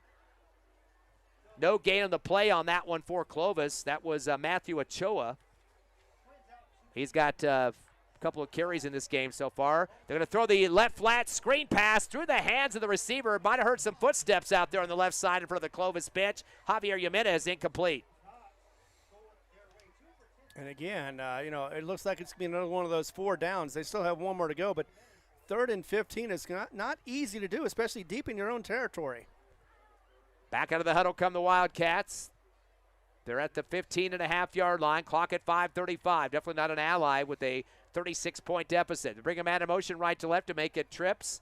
Rolling left, Jimenez out of the shotgun. Back at the 7. Pump fakes, rolls left again, throws it to the sideline, but that was just to get rid of it. His receiver was tied up at the 25. Good defense by the Eagles, as a couple of defenders kind of sandwiching him that time on that far left sideline, giving each other a high five after that. Javen Hernandez and Jacob Diaz. Ball sailed to the Clovis bench far left. Clovis passing game has really deteriorated in this game. They're now 2 of 10. They had a pass in the first series for 11 yards, got another one for 5, but other than that, nothing's been connecting for the Wildcat pass game. Exactly, but I believe it on the secondary of Hobbs. They've been able to cover their receivers of Clovis and make work for the quarterback, make it a living nightmare. That guy that was the extra guy they had in with 12 players a few minutes ago, back in now, number 74 with no name in the book. The punt is going to be a sailor to the near sideline, a low one, and takes a roll. The punter got hit hard as he delivered. I think they're going to let that one go. I thought there might be a flag on the play, but it rolls back to the Eagles side of the field to about the 29-yard line, just shy of that. I don't see a flag back there, but the punter did get hit, but I think it was because he was kind of crouched down, and as his foot extended through the football, did get a big wallop from the Hobbs Eagles on the rush that time, but they said it was just kind of simultaneous with the punt. It looked like he was going to throw the ball, fake the punt, and instead realized that he had nobody available and had to go ahead and quickly punt that ball. And he did, just barely. Looked like it was going to be a 10-yarder, but it bounced. 4 punts so far for Clovis, 2 fumbles given back to the Eagles. Hobbs football at their own 29, leading 44-8, 4:18 left in the half. The shotgun, that's going to be a direct snap to the left side of the 30, 35, 40, 45, 50, into Clovis territory at the 45. Now that was a keeper. And that is that's Junior Medrano out there now. 26 yards for Medrano, the backup quarterback who just barely stepped in. His first carry of the ball game. He's had a couple fourth quarters where he's run pretty hard as he filled in for Beatty. That removed the chains again. 10 first downs for the Eagles, now in Clovis territory at their 45 on the left hash. Twins left, 2 receivers right for the Eagles. As Medrano looks back to Coach Stevens for the play call, has one man back with him on his left shoulder. Eagles taking some time with 3:35 left in the half. Snap coming back to him on the shotgun. Handoff right to right. He's met hard in the backfield. Good read for Clovis to get through there. A couple of guys getting through quickly that time. Yeah, it didn't go anywhere but backwards for the Hobbs Eagles. First man back for the Wildcats, Kaiden Everett, also plays wide receiver on the offense. They got a lot of guys going both ways. How many did he lose on that? It looks like 7. 7 back to the 48-yard line. Unfortunately for the Eagles, that's his worst play of the game so far, but he had people on him quickly. Trips left, receiver right.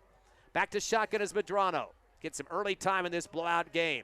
Handoff to right, angling right, tries to cut it back to the middle and lays on his back as he tried to pump the legs. Kind of flattened himself out, a high jump look there.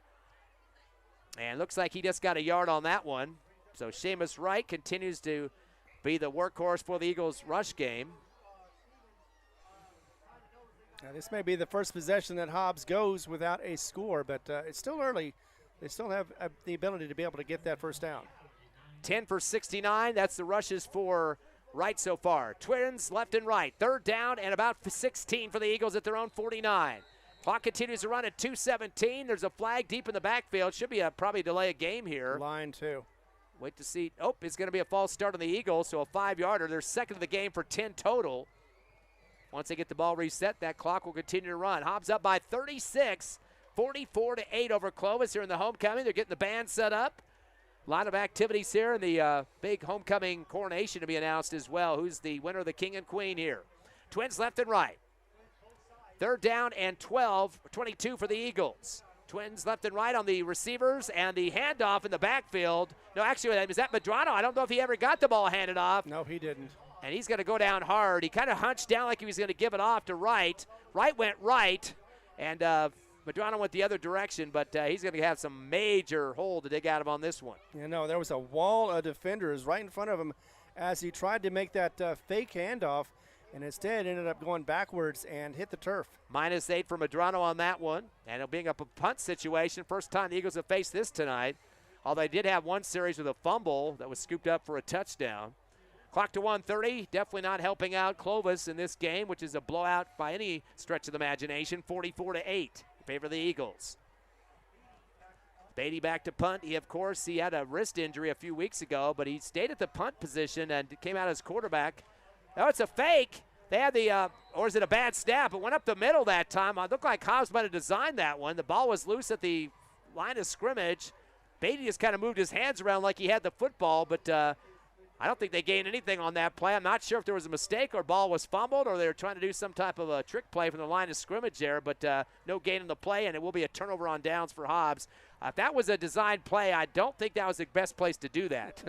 Well, you know, in most cases you want to catch the defense off guard, but This time around, it seemed like they caught themselves off guard and did not get anything yardage-wise. Yeah, Clovis gets the ball in Hobbs territory. 1st and 10 from the 36. Screen pass right, glances off the hands, the fingertips on this near right sideline. Kyden Everett, he saw 2 defenders ahead of him. I think he was more worried about them getting his clock clean there. Jacob Diaz and Amron Wheeler were just waiting for him to catch that, and I think the Headless Horseman would have been the result of that one. Exactly, either that or maybe the angle was just off a little bit. The wide receiver tried to get the ball but couldn't get his hands on it and corral it like he wanted to. Clovis now 2 of 11 in the passing game, so definitely going backwards there. First down at 10 from the Eagle 36. Twins right and left. They throw the screen pass left. Caught this time at the 35. Spin move. But that's the line of scrimmage. He might have got forward progress, but gets taken down quickly. Catch by Ethan Gutierrez. But I'm not sure if that's going to get positive or not. Maybe some forward progress, if not 0 on that one. Exactly. Let's see what they looks like determine on the that head one. linesman on that far left sideline in front of the Clovis bench says 0. So that's not a good situation there for Clovis. Now with 20 seconds left, 22 to be exact. And there is a timeout. I was wondering why the clock stopped because we got mercy roll, but that's a timeout. We'll take a quick 30-second break. Your Eagles up over Clovis, 44-8 here at Watson Stadium. Come back live on Cool 95.7, HobbsAmerica.com, YouTube, and the Cool 95.7 Facebook page in 30 seconds.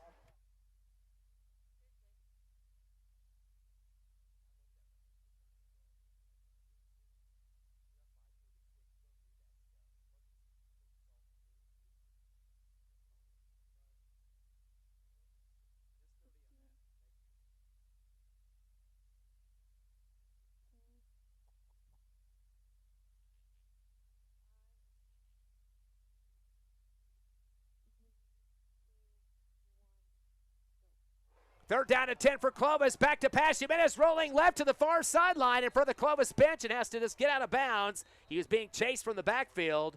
And I don't think he got back to line of scrimmage. A quick timeout for Clovis as that play closed down quickly. No gain on the play. He stepped out right at the original line of scrimmage there. So 4th and 10 Clovis will be facing, though, in Hobbs territory. I think the Wildcats definitely need to get some more points on the board before they bow down at halftime. Speaking of updates on scores, or scoring anyway, it was 19-14 at halftime for Gadsden, but now into the third quarter, Lovington has fought back. It is 20-19. They've got the lead by 1 at the end of the third quarter. Of course, Lovington trying to escape a 3-game back-to-back losses on the season during district. And that team they're playing tonight definitely improved Gadsden.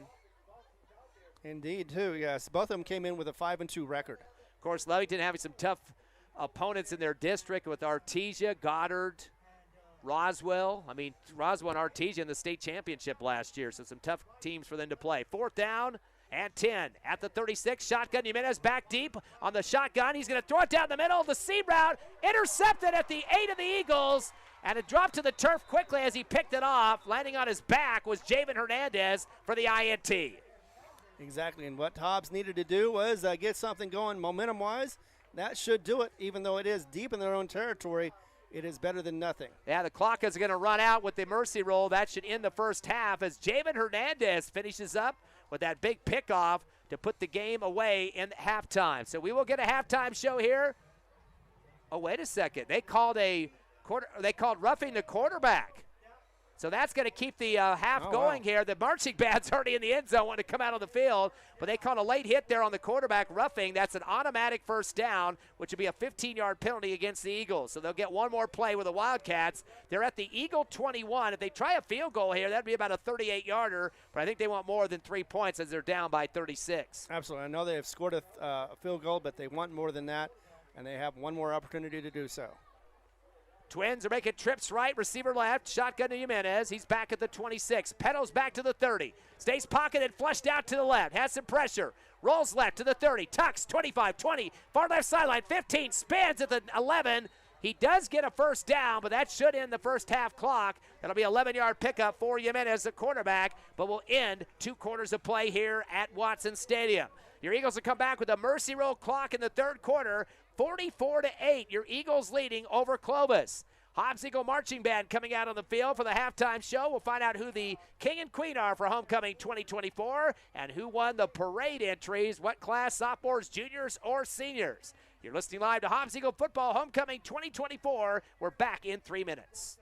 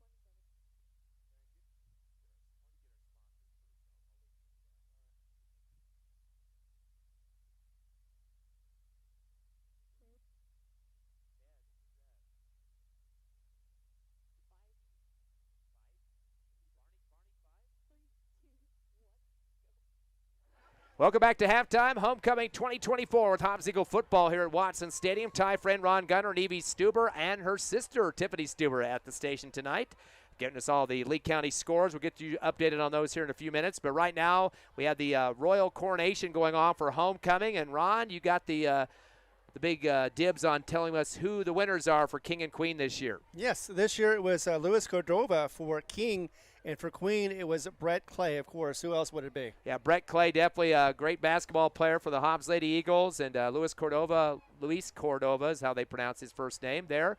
Definitely a crowd favorite. A lot of applause for them as they're coming off the field right now. You might see them down on our camera that we're filming live at the middle of the field. And band is ready to come on the field as well in the left end zone as they'll be coming out here momentarily. Also should mention, if you worry about who the winner of the float displays were today, it was the sophomore class, so the youngsters. No, actually it was a senior. They called it wrong. Did they change yes. it? Okay. It went from sophomore to senior, so yeah, I wanted to make sure you knew about that. I bet she's going to get chewed out. I know who announced that. I'm not going to say which teacher it is, but right.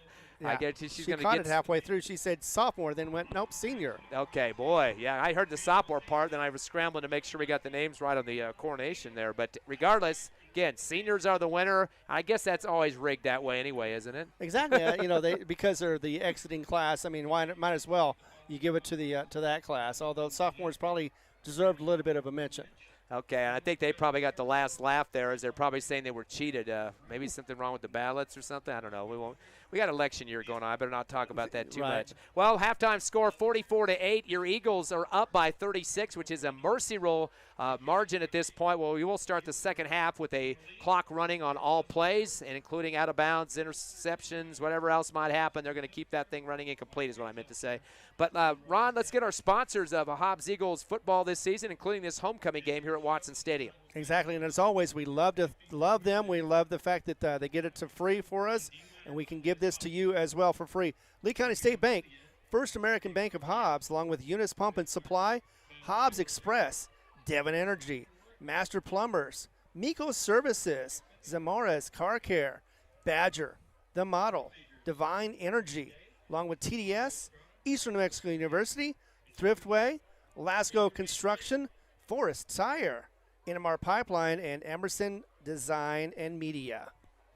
So the bands are out. The band is out on the field. The drill corps, everybody else out there as well. We are going to go to a break at the radio station. We're going to keep our audio up here if you're listening to us and watching at the HobbsAmerica.com or our Facebook page, because I'm sure you want to hear part of the band. Can't run it on the radio, but we will get that for you on the internet. So we'll take another 3-minute break, come back with stats for Homecoming 2024. Your Eagles lead Clovis 44-8. Very clear. Tell us if we need to pump anything up here with the, if you can check the YouTube. I don't know if it's going to be easy to tell or not, but. Okay.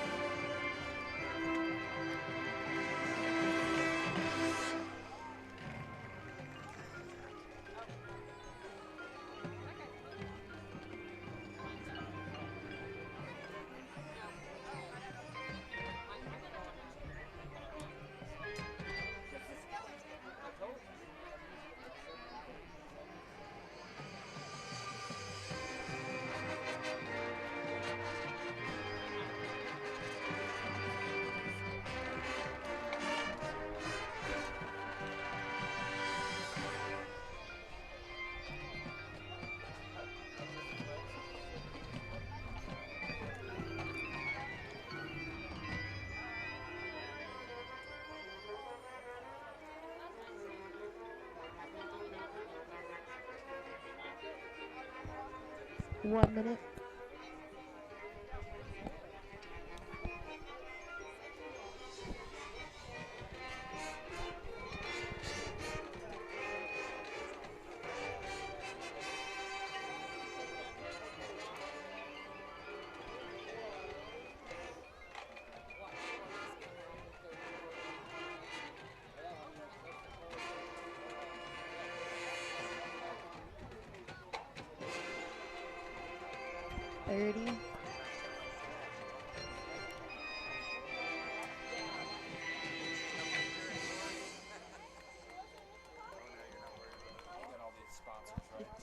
Yeah.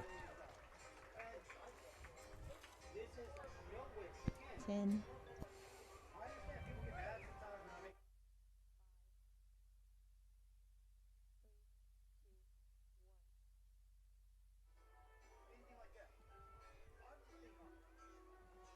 We're back at halftime here at Watson Stadium. Your Hobbs Eagles with a big lead over Clovis, 44-8. Of course, the Eagles came in at number 10 in the Max Preps poll, and Clovis at number 21, which is the last spot in the 6A division. So definitely a difference in terms of quality of the team at this point of the season. Of course, the Eagles, though, would like to get their record of 500 with the district at 2-2 with the win tonight. Clovis trying to get their first win of the season, so they have everything to work for here in the second half. But Hobbs with a comfortable lead, 36 points, which is a mercy roll. Let's take a look at the numbers in the first half. First for Clovis, not much going on offensively. Royal went down injured in the early part of the second quarter. 5 carries for 9 yards. He had a couple of runs of 8 yards apiece. Also, it was a Menez, the quarterback, 4 for 14. And also coming in with the running game, Ochoa, 4 for 5. Everett was 1 for -5 in the first half. So 4 guys have had the ball at least once or more in the first half of action. Just 23 yards of offense, though, for Clovis on the ground in the first half. Their passing department, 3 of 12 so far. They start off with a catch by number 7 that did get double digits. That was Ethan Gutierrez for 11 yards. But after that, not much else going on as a couple other guys getting a catch, 1 for 5 and 1 for nothing for Everett. So basically 3 of 12 for just 16 yards in the first half of action. So if you put the 23 run and the 16 pass together, you're looking at 39 yards of total offense. Eagles have had the Wildcats punting 4 times, 3 turnovers, 2 INTs, and a fumble, and 4 penalties for 32 yards. The defense is completely manhandling Clovis up to this point. Exactly, and we thought for a moment that Clovis might come out here and fight hard, but they have not been able to answer anything that Hobbs has been able to do, which is something that the fans, I know, are loving it, especially during homecoming. We've seen some teams coming in during homecoming and not be able to play well, but this time around, Hobbs is dominating right now, and they don't want to let up. I know Coach Stevens wants to continue this process to be able to play well and not give them an inch of territory. Of course, Hobbs has a roll going on with wins over the past few seasons, right, Ron? Exactly. They've got 4 in a row in the last 3 seasons. We had that huge win in the last time we played them in playoffs, and we want to do that again, kind of say that wasn't a fluke. Those last 2 games weren't flukes. This time around looks like it wasn't a fluke, and we only did it at halftime. So who knows what's going to happen in the third quarter, and it may not even go to the fourth quarter. But nevertheless, Hobbs is out here to play. Clovis just unable to answer anything that Hobbs has been able to do. Eagles numbers, a widespread number of guys getting ball carries in the first half. And leading is Seamus Wright, 10 carries for 69 yards. He started off with 3 double-digit runs of 16, 12, and 14, which was a touchdown, and added another 19-yarder in the second quarter. Again, 10 for 69 in the running game for Seamus Wright. Other ball carriers, Amarian Kennedy, 3 carries for 18 yards, including a 1-yard touchdown. Brock Beatty, the quarterback, had 2 carries for 13. His second was an 18-yarder for a touchdown. It was Medrano, the backup quarterback, who had 2 carries for 18. His first was a 26-yarder. And Ricky Gonzalez scored for the Eagles, a 9-yard touchdown. He had 2 for 7 in the second quarter when he saw some action. So again, 5 carriers of the ball in the first half, 125 yards of rushing offense for the Eagles. Very balanced offense tonight because Hobbs had 127 yards in pass reception, so 2 more in the passing game. Top catch so far for French. He had 1 for 24. He wasn't the top, so I should say Kennedy was. He had a catch for 41 yards, so 1 apiece for French and Kennedy, combining for 65 on those 2 catches. Rodriguez had 1 for 21. And also it was Chavarria, 1 for 20. Seamus Wright has the most catches, though, 3 for 21, including a 21-yarder. So 5 different receivers having catches of 1 or more in the first half. Hobbs threw for 127. Total offense of 257 for the first half. Eagles were 7 of 9 in the passing game for Brock Beatty. Hobbs only with 3 penalties in the first half. They were 3 for 25. They turned over on downs once and fumbled once for a turnover. And the Eagles have 10 first downs compared to just 2 for Clovis. All over the place. Offense, of course, 252 to 39. Scoreboard, 44 to 8. And again, making pay dirt out of their turnovers, of course, really have helped the Eagles with 3 turnovers, just 1 for Hobbs. And that also adds to some scoring for the Eagles, too. So everything working well on homecoming night. Exactly. It would have been another one, but unfortunately, a roughing the passer call negates that one call, gives Clovis one more chance to be able to get in the end zone. They weren't able to. In fact, it was just a busted play for the most part, where he tried to run it and just wasn't able to get beyond about 5 or 10 yards. So, yeah, Clovis just unable to answer.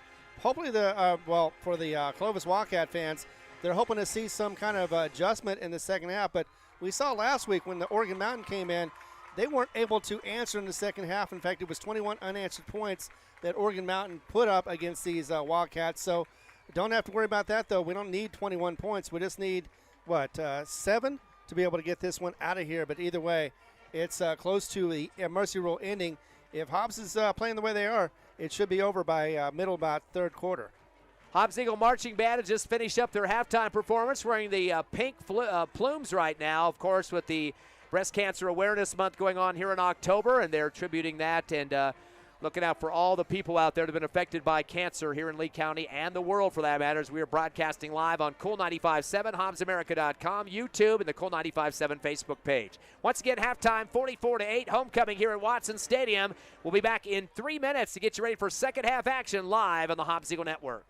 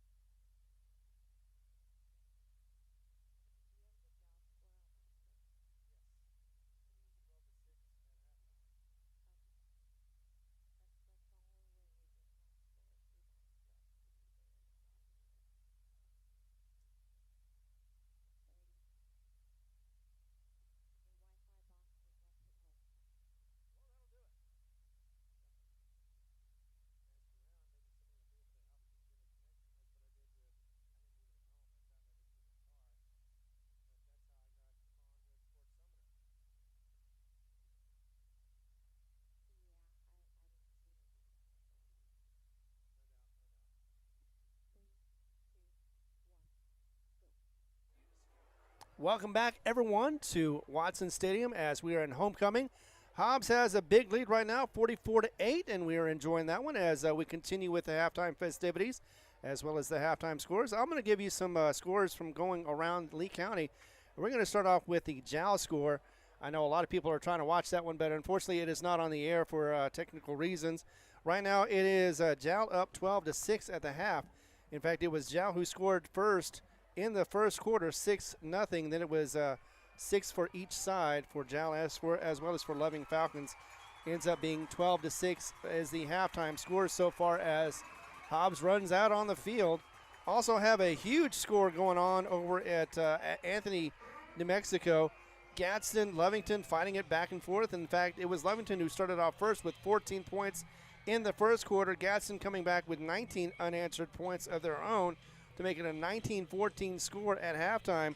Then it's been a little bit more Lovington than it has been Gadsden. Lovington getting 6 in the third and 6 in the fourth. Gadsden, though, coming back, though, and it is now 26-25. Lovington with a 1-point lead so far, and that is in the fourth quarter. I haven't found anything about it. When we find out more about that one, of course, we'll let you know. And it is Centennial all over Oregon Mountain, and I believe that is a halftime score. 35-0 is what it is. So they'll be going into mercy rule timing into the third quarter as well as this one.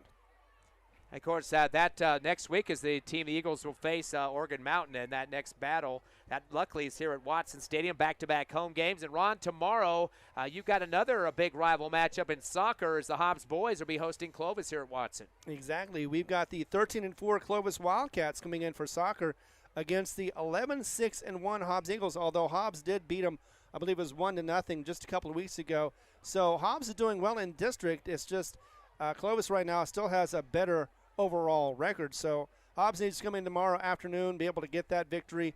And I believe they're so far undefeated in district. So they're doing pretty well. Just need to continue on that roll. They're not doing as good as they did last year, of course, undefeated, but they're still doing pretty well as far as getting those wins when they need to. Yeah, Coach, wanting to get them back to that state championship game, the one they won last year. Of course, that'll be broadcast live. What time was that? We had some different reports of when that game was going to be on HobbsAmerica.com tomorrow. Exactly, and most people thought it was going to be at noon, but we have found out officially it's going to be at 3 o'clock. Of course, that is after the JV game, and that is also after a freshman game. Freshman game starts at 10 o'clock, and the JV game starts about 1 o'clock in the afternoon. So after that JV game, we will have live coverage of the soccer game between your boys of Hobbs Eagles versus the Wildcats of Clovis. Should be a good one, too, because like I said, 1-0 last time around, so it'll be pretty tight. It'll be interesting to see who wins. But that was up in Clovis, so up down here it could be a bit of a blowout, maybe like this one, who knows. Yeah, that 10 o'clock game is a freshman football game. Hobbs taking on Loving JV here at Watson Stadium. Then, of course, the other type of football with the soccer will be the 1 and 3 o'clock times for JV and varsity. And again, HobbsAmerica.com, the place to be for those contests. I know you probably get a little bit of the JV game on, probably just on the video there before the varsity game, too, if you want to catch the end of the JV soccer game there here at Watson Stadium. So lots of action going on, of course, next week. We'll be back here at home as Oregon Mountain comes to town to take on the Hobbs Eagles. And Oregon Mountain's a kind of a change team because they've been kind of down in the dumps the last few years. Of course, one of their players actually passed away, got hit during a game. It was a season before last and passed away a few weeks after that. A very sad situation there at Oregon Mountain. Came back this year, though, and won some ball games pretty well. Right now sitting at 3-1 in the district.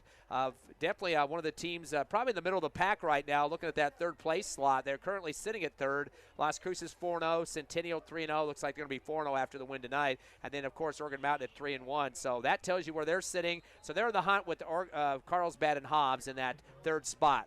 Kickoff for the Wildcats. Onside, it hits off an eagle at the 35, picked up at the 40, down the far sideline to the 45, and that came off the fingertips of the left hand, and almost a fumble away to Clovis to start the second half. Of course, the Eagles at the mercy roll lead right now do not want to start off with that situation, and it looks like the guy that got the ball to finish up with is also coming out the field limping at this point.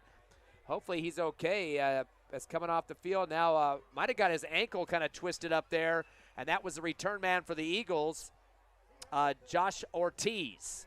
Hobbs football to start the third quarter to add insult to injury as they lead 44-8 over Clovis, and they'll have the first possession of this second half. Well, that's what they plan on doing is they went ahead and gave it over to Clovis for the first half and got the second half start. Eagles going to start quickly with three receivers right, one to the left side. Shotgun to Beatty. Actually, we did have a change at quarterback, so we'll have to see if that remains. Looks like they will keep their backup on the field.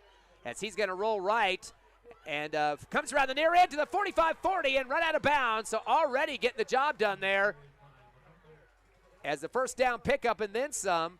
Let's see how many they're going to give him on this one. With 16, it looks like, for the backup quarterback, Medrano. Exactly. I know he has got wheels. I've seen him one time run it into the end zone. It was at the end of the half. He was able to get it in after time ran out. 3 carries for 34 yards for Medrano, who starts here in the second half, the backup QB. 11 first downs for the Eagles, now at the 35. Back to pass Medrano. He's going to fire it with a fade down the middle, the seam route, and it's going to go hit the goal line at the other end. 2 receivers were kind of debating who's going to come to the football because it came in between 2 of them. They got by the deep Clovis secondary near the goal line. That would have been about a 40-yard touchdown reception if somebody could have got underneath that. But good thing the 2 receivers didn't collide on that one. They both looked like they were running down the middle waiting for the ball. Marion Kennedy was looking down, and one other receiver out there, might have been Justice French. Yeah, and they're both kind of looking at the sideline and saying, was that for me or was that for the other guy? Exactly. Sometimes there's a little bit of confusion as far as who gets the ball, but they did run perfectly down the route.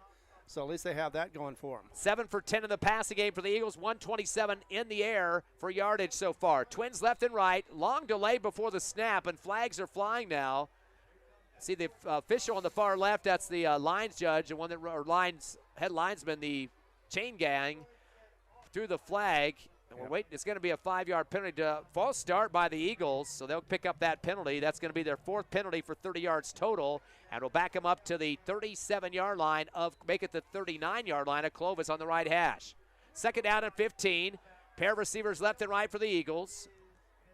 Medrano waiting for that shotgun snap. Gets it. He's going to throw the quick screen to the right side. Caught by French to the 40 up the near sideline. 35, 30. Breaks the tackle. High steps it and gets out to the 27. Yeah, got most of that yardage back. In fact, almost got all of it back for that first down, but not quite. 13 on the pickup for French. 2nd catch for 37 total. That'll be just shy of the first down by about 1.5 yards. Eagles are now 8 of 11, and now 140 in the passing game so far. Hobbs taking some time now at the line of scrimmage on a 3rd and about 1 as they look back to their coaching staff to get the play call. They're at the Clovis 26-yard line on the right hash. Twins left and right. Shotgun again for Medrano. Waiting for that snap. Gets it. Fakes the handoff. Rolls left and runs it up the side to the left to the 25. Breaks the tackle. 20, 15. Far sideline. 10, 5. Touchdown Medrano. Coming off the bench here in the 3rd quarter. Actually was still starting in the end of the 2nd. And is in for the touchdown. A 26-yarder for the backup quarterback. And, yeah, he found that gap quickly, was able to get a couple of blocks, too, to make sure that he got a score. I wasn't expecting him to get more than just a first down. But, again, he is very elusive, very quick on his feet, and he got that one easily peasily. I think the coach, Stevens, wants to close this game out here in the 3rd quarter. 50-8 now, 42-point lead. Definitely want to make this PAT. And the kick is up, and the kick is good. The Eagles had to pull out of the last 2 PATs. I don't know if they were bad. One of them was a bad snap. I'm not sure if the second was on purpose, but able to get 2-point conversions out of it. This one kicked for 1. Your Eagles up by 43 points now. They only need 7 more to put this in the books. A 50-point win would finish it. 9:12 left, 3rd quarter. We're coming back live on the Hobbs Eagle Network.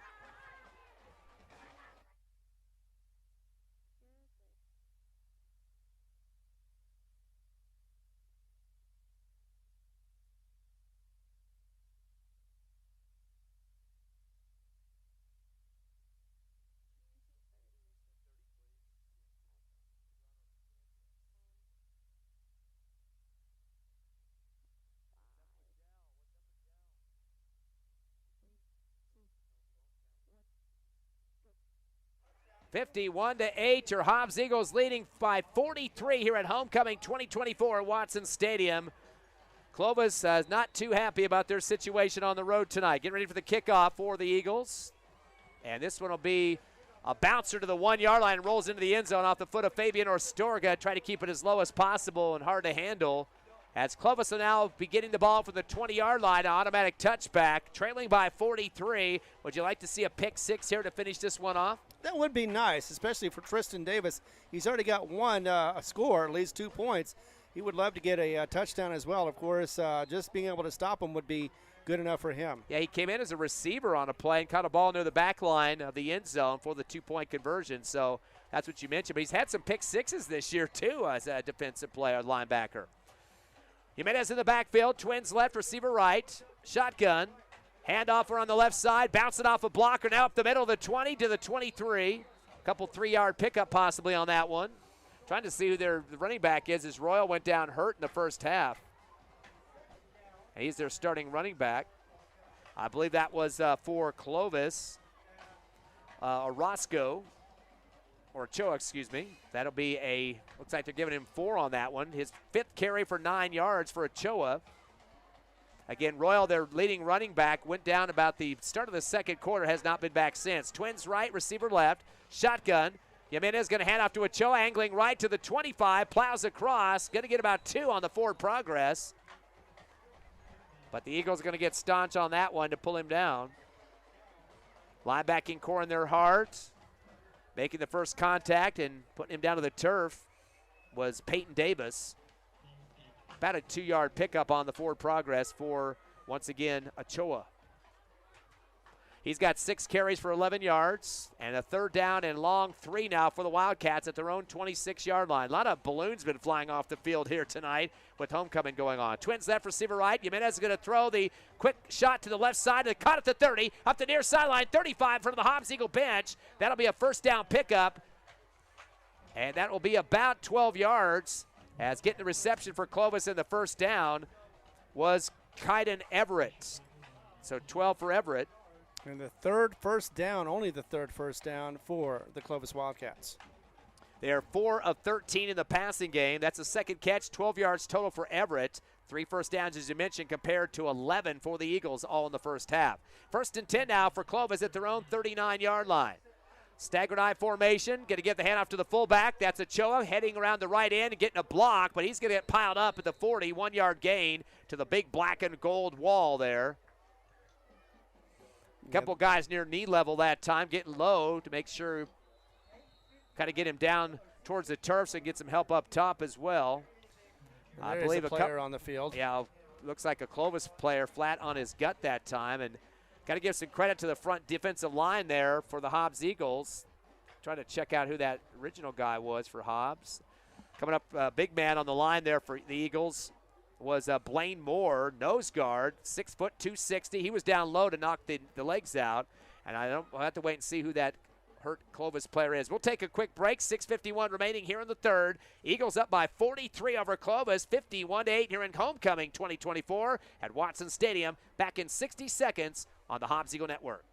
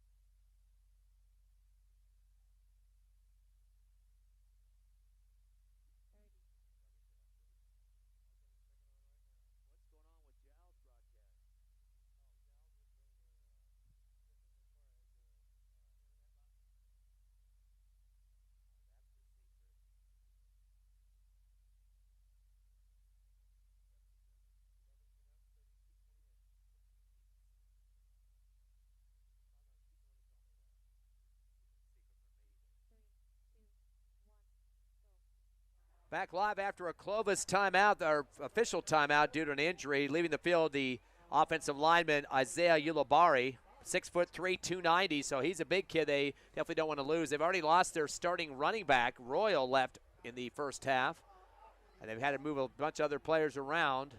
Clovis facing a 2nd down and 8 now from their 40.5-yard line. They trail the Eagles big 51-8, 43-point lead for Hobbs with 6:49 remaining. They start the clock again due to mercy rule. 7 points away from game over for the Hobbs Eagles. And deja vu from last year all over again for the Hobbs Eagles. Yeah, Hobbs getting 2 big wins. As Jimenez is going to hand it off, coming up the middle, as Ochoa trying to drag some defenders with them. He gets about 3 on that one. He's had to have a lot more carries lately due to the injury of Royal. 8 carries for 16 yards. He mentioned last year's contest. Hobbs won the first game to start the season, non-district game because Clovis was not in the same district, 41-13, and then won the playoff game that they hosted with Clovis, 50-13. So Eagles winning by 37 in the second game and 28 in the first game. Got 9 more points in game 2 with that win. 3rd down and 5. Jimenez back to pass, rolls right. He wants to throw to the far sideline. Tries to get a curl route coming back to him at the 50 and coming back for the catch for the first down pickup. And that's going to be a 9-yard pickup for Clovis. Good job for the receiver to come back that time. In traffic to make the catch. As that catch was made by Everett, he got 9 on that one. 5th reception out of 14 attempts for Jimenez. That's 21 yards in receptions on 3 catches by Everett. And that will be the 4th first down. Twins left, 2 receivers right. 1 man in motion going from left to right. Shotgun to Jimenez. Gives the handoff with the draw play up the gut. Not much going on there. Straight ahead that time, and the Eagles come down low to knock out the runner. I believe that was Ochoa. Ochoa just put his head down and went hard, and it looks like they're going to give him maybe a forward progress of about a half a yard that time. Yeah, just barely got it across the line, but still enough for a little bit of forward progress. Eagles definitely know Ochoa is going to be the guy to get the majority of the carries here the rest of this ball game, what's left of it. First man on the scene that time, Amron Wheeler, the DE. 2nd down and 9 now from the 46 of the Eagles. Clovis football still, Twins right, receiver left. Shotgun Jimenez, give it off again to Ochoa around the right end. Trying to get to the line of scrimmage. He's not going to make it. Pulled down behind the original line. Going to lose 3 on that one in the backfield right side. Yeah, definitely was brought down quickly for Hobbs, and looks like he, like you said, lost a few yards on that one, and will be 3rd and long. Give all the credit to Jacob Diaz, the DB on that one. Loss of 3 for Ochoa. Not much trickery here for this Clovis team as they pretty much just handing off to Ochoa. Coach Hodges doesn't know what to do with a 43-point deficit. Back to pass Jimenez, 3 steps drop. Steps up in the pocket with a chase on him, and it's going to go down for another loss. About a 4-yarder this time. 2 black and golds in there, including the linebacker for the Eagles, who usually likes to get in that backfield as much as he can, making the stop on that play. But he had some help with a teammate back there, too. Of course, that was linebacker Sammy Baeza. Another loss of 3 on the play. It's like another punt situation. They would have probably tried to go for it. They were further or deeper in their own territory, but no, unfortunately, they're at midfield.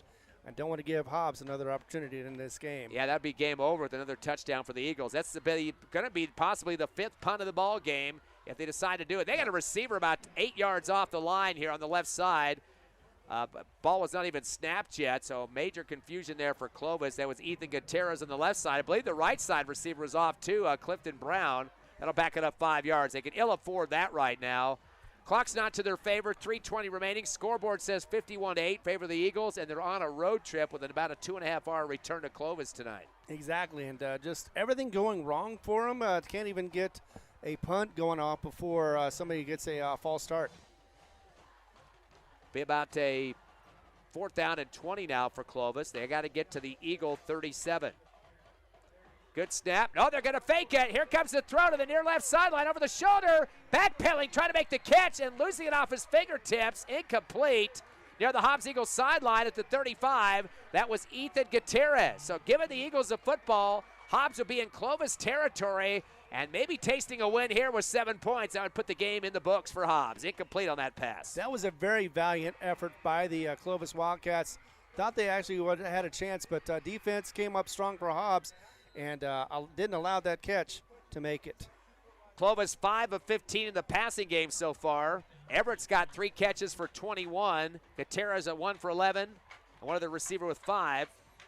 So 41 yards in passes caught here in this game. That's it. 1st and 10 for the Eagles at the 44 at Clovis. A touchdown and a PAT will put the game away. Man in motion right to left. They give the handoff to the tailback up the middle to the 40, 35, breaking a tackle. Seamus right, 30, 25, 20, 15. He got the first down and then some. Thought he was going to get the whole enchilada, but instead he got a huge portion of it. Gets him into the red zone, into the 15. 29 yards for Seamus Wright. He's getting close to the 100-yard mark. He has 11 carries for 98 yards. Hope I didn't short him any on that one. First and 10, that's the 12th first down for the Eagles. Now at the 15 of Clovis. Twins left, receivers to the right side to bring a man in motion to the left. They'll throw the screen pass to that motion man to the 15, 10, 5, into the end zone, touchdown. 15-yard pass play off the left screen in front of the Clovis bench. Connects with Josh Ortiz, and we're a PAT kick away from putting this game away. Exactly, and once again, we knew that homecoming would be good. I mean, we had it against Clovis. Clovis was struggling, and we definitely took advantage of that, of those struggles. And again, one PAT is needed here for victory for the Eagles in the mercy roll. And the crowd is waiting for it. Yep, as the kicker is getting ready to put this one through the uprights. That's Jaden Taylor. Good snap, kick is up. Oh, it got blocked! The kick was blocked. Can you believe that, Ron? I can, so that means we're going to get a little bit more time for this game. Coach Stevens is not a happy camper. He knows the big lead, but that's not the way he wanted to end it. And he's kind of stomping around, screaming at the players at this point. Don't know what the heck happened. It looked like just a flood of white jerseys got through the line that time. Sometimes, automatically that PAT isn't automatic, and that definitely was not an automatic score. So this game, as you said, will continue 57-8. We'll take a quick 30-second break. Your Eagles up by 49, 1 point away from mercy roll. Game over. You're listening live to Hobbs Eagle Football on Cool 95.7, HobbsAmerica.com, YouTube, and Facebook.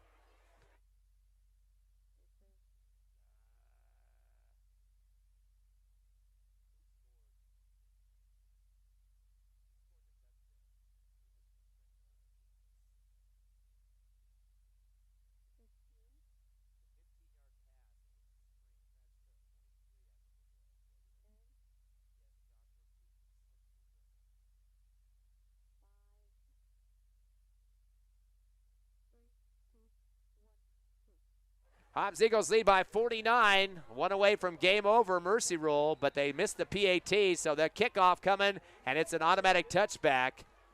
As putting that one deep into the end zone and through the back line, Fabian Orstorga. So Hobbs should have the game in the books by now, but unfortunately, PATs can cost you sometimes, and right now Hobbs got to bring their defense back out. They need one more point to get this game done. And, of course, this does get a couple more players on the field probably for Coach Stevens. But, again, sometimes point differentials can matter towards the playoffs. So it's very important the Eagles continue to put this momentum going here to put this game in the W column. Clovis is going to have a pair of receivers left and right. They bring a man in motion from left to right. Give the handoff around the end on the reverse for Kyrese Phillips. Heads to the far sideline in front of the Clovis bench. And he gets out of bounds. Looks like about 4 yards on that one for Phillips, his first carry. Yeah, was able to get to the right and make that nice little sprint, but only got about 4 or 5, like you said. Second down and 6 now.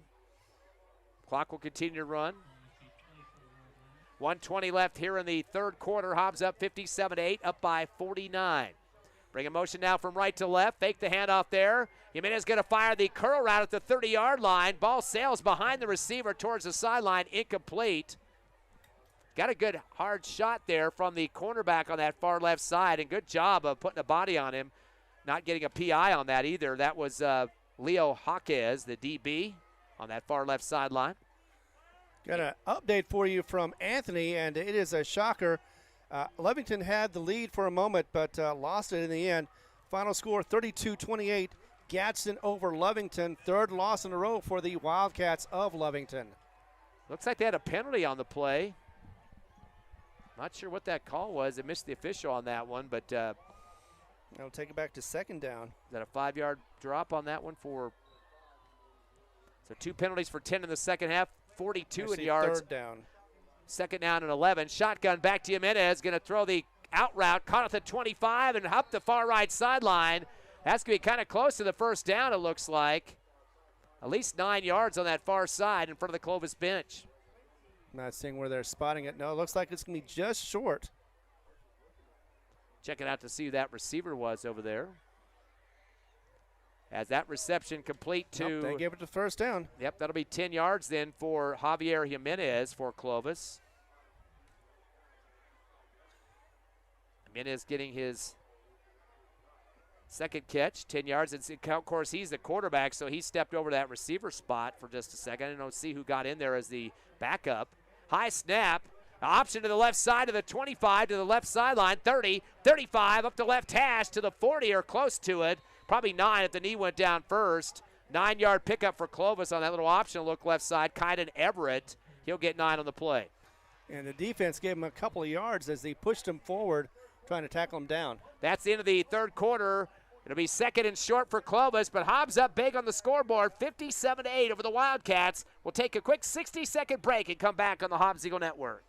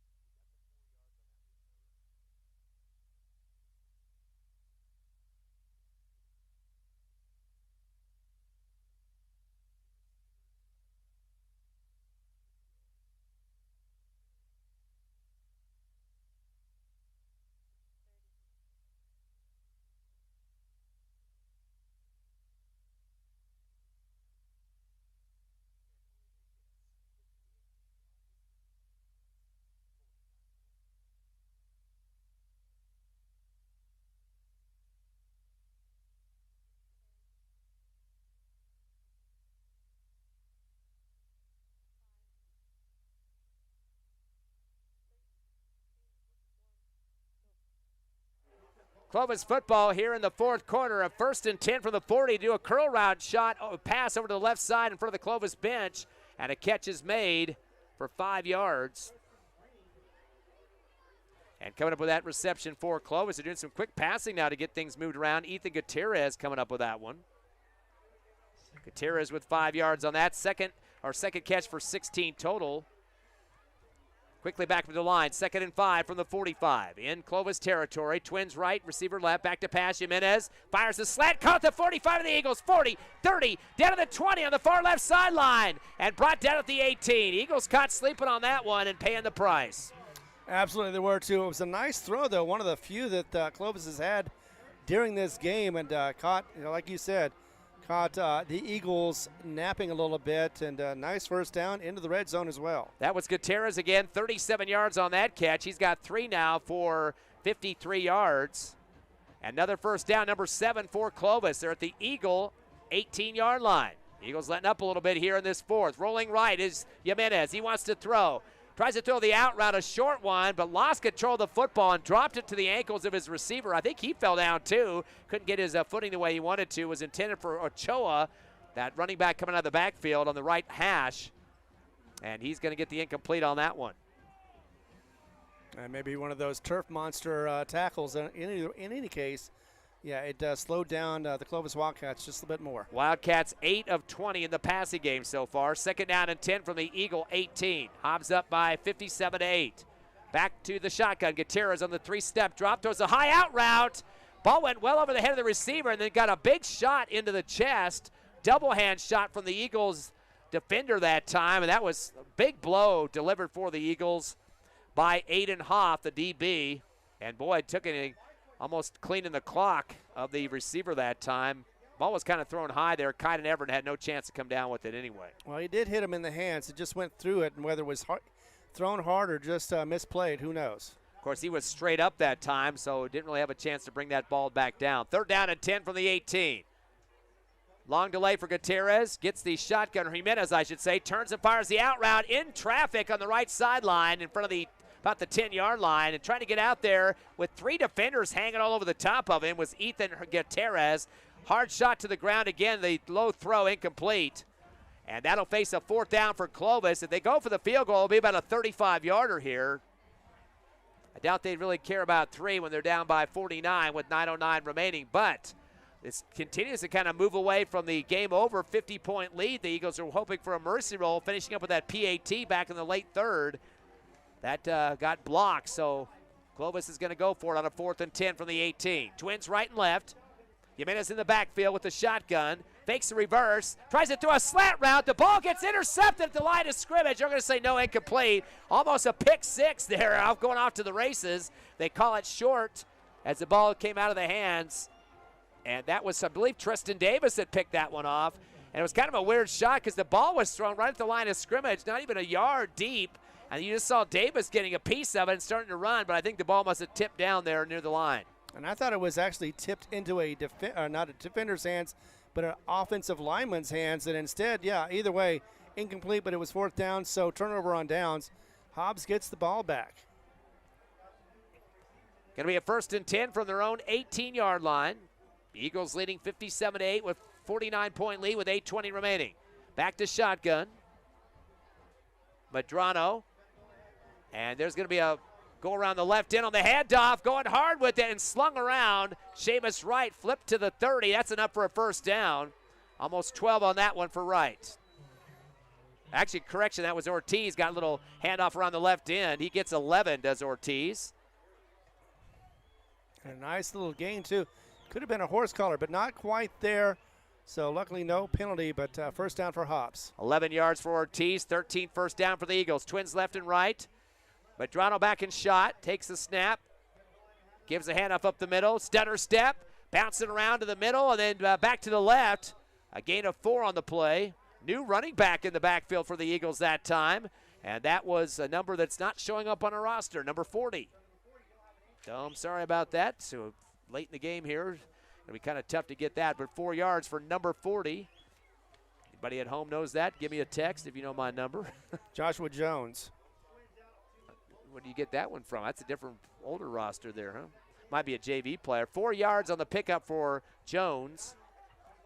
And a quick snap at the back up the middle to the 35-40. Trying to break a tackle is Medrano. He spins around at the 45, and that'll be a 1st down for the Eagles. He's got about 12 on that one.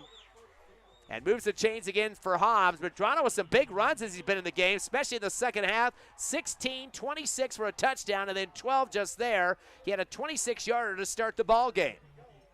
And that'll be the 14th 1st down for the Eagles, letting the clock run with 6:40 remaining. Now at their own 46, leading by 49. Twins left and right. Medrano in the shotgun back at the 40. He'll tuck it, go around the left side, stretches it out to the 45, 50 into Clovis territory, 45, 40, 35, 30 up the left sideline and run out of bounds at the 29. It's going to be 24, make it 27 on the carry for Medrano. And he is explosive. Once again, he's able to get into places where nobody else can. His legs can take him faster than most. He has got a total of 6 carries in this ball game. All but one have been double digits. He was dropped in the backfield for -8 due to some bad blocking, but everything else has been double digits since then. 1st and 10 from the 26. Medrano again heads left and cuts back up to the left hash and gets dropped at the 24. So a 3-yard pickup for Medrano. He probably like to give that one back because that was not a double-digit run like the most of the other ones have been, like I just said a minute ago. Right. Well, you can't win them all apparently, but he is getting some positive yardage out of that, and that looked pretty good. 5:37 left. Eagles have liked to have wrapped this up a few minutes ago with the PAT away from a 50-point win, but unfortunately got a PAT block. Twins right and 2 receivers to the left. Medrano taking a longer snap count here. Prince of Man in motion left to right. Give it to the tailback instead up the middle. And there's Jones dragging some people with him up the left hash. Pretty much a power move that time. He's going to get about 6 on that one. So Jones getting his 2nd carry of the ball game. Well, this is valuable game time preparation for the players that don't get a whole lot of game time, especially those JV players. They like to see this. They like to get as much, because scrimmage, practice doesn't quite cut it like real game time does. 3rd down and 1 now for the Eagles. They'll have it at the 17 of Clovis.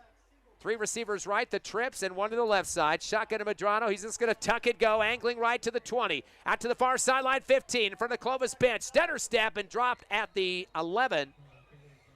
He started at the 16-yard line. Gets to 11, about 5. Make it 6 yards for Medrano.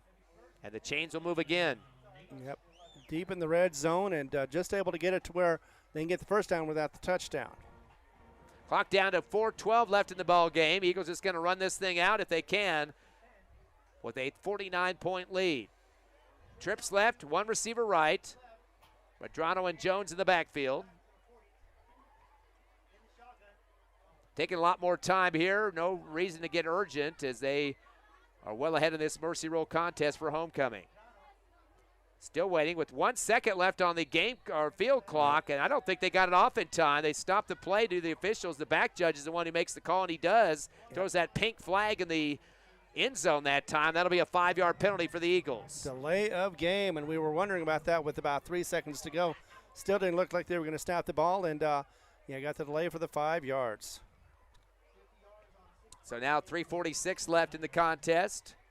Back it up to the 16-yard line. Got to get to the 2 for another first down if they need it. Trips left, receiver right, shotgun. Medrano going to go up the middle, takes the gap, 15, 10, outside of the 5 to the end zone, touchdown! And that's going to be it for the victory here. A 16-yard run for Medrano, his second TD just in the second half alone. And the Eagles finally get this in the win column.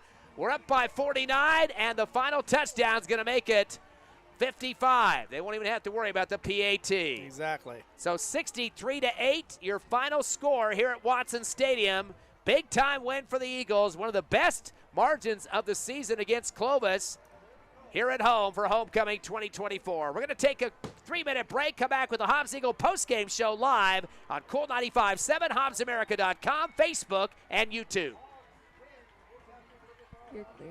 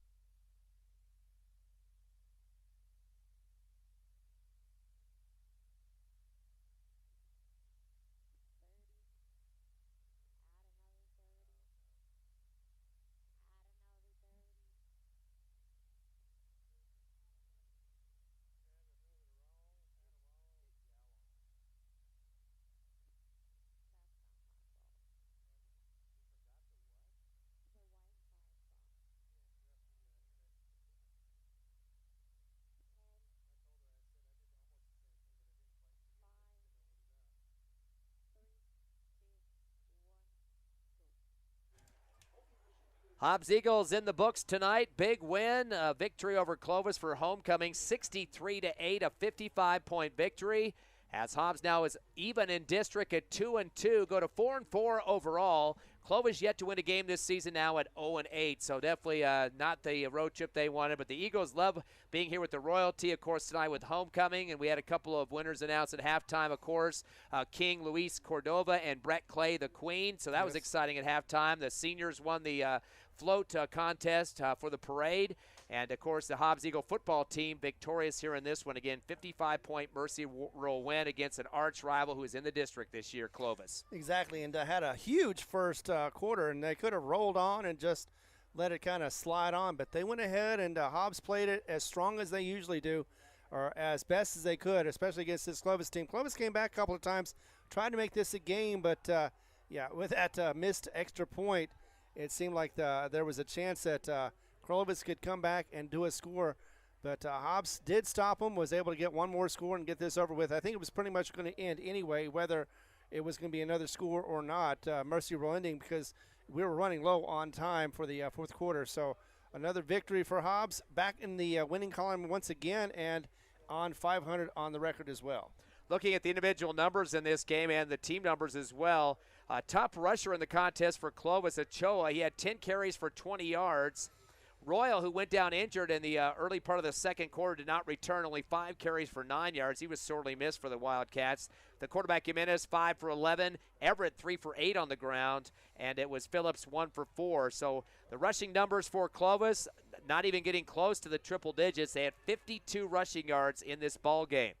And for their passing department, Jimenez did go in at receiver a few times. He was the quarterback, though. 2 catches for 10 yards. Everett went 3 for 21 in the game. He had the most receptions. And it was Gutierrez, 3 for 53. Their total pass yardage was 84 in the contest, 8 for 12 for 84.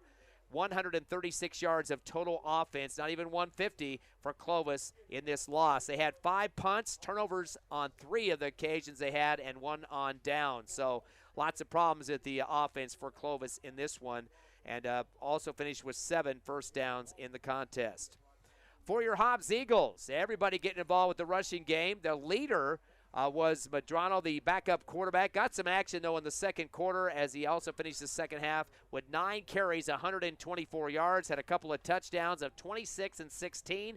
Other big rushes of 26, 27, and 16. Definitely going to be a great future for the Hobbs Eagles at the backup QB role in this big win. Seamus Wright, the sophomore, has a few more seasons left for him as well, just the sophomore. Close to 100 yards in this game unofficially. Might have got it with the true numbers, though. 11 carries for 98 yards and a 14-yard rush for a touchdown in the first half of action. So 2 guys going big numbers tonight, over 200-plus between Medrano and Wright. It was Beatty, the quarterback, that started the game, 2 rushes for 13. Kennedy, 3 for 18, including a 13-yarder. And Ricky Gonzalez got a rushing touchdown for 9 yards and finished 2 for 7 in the ball game. So 6 different carriers. I should also mention Ortiz had 1 carry for 11 yards. Hobbs finished up with 271 yards of rushing offense in this ball game. On the passing side, a lot of receivers involved in this one. They had 7 getting catches. It was Justice French, 2 catches for 37 yards, including a 24-yard touchdown catch. He had 2 receptions for TDs last week in that loss to Centennial. Kennedy had 1 catch for 41 yards. Rodriguez, 1 for 21. Chavarria was 1 for 20. Seamus Wright coming out of the backfield, 3 catches for 21 yards. Ortiz had 1 for 15, and Jones 1 for 4.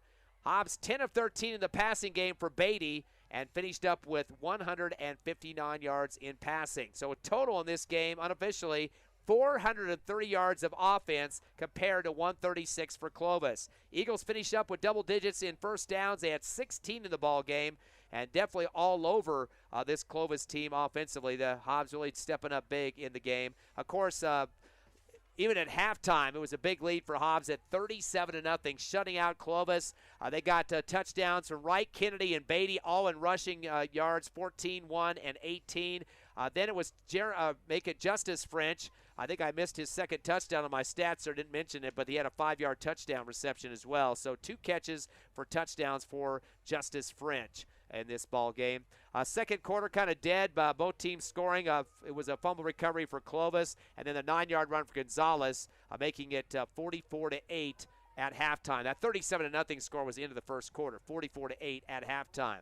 And, of course, Hobbs adding several touchdowns late in the game for the Mercy Rule win. So big win tonight for Hobbs. Again, the score 63-8 over Clovis. And what this means is Clovis wasn't able to get an offensive touchdown or an offensive score at all. It was the defense that got him the points, and that was 7, of course. Actually, no, 8, because they went ahead and went with the 2-point. So they got 2 points from the conversion on that.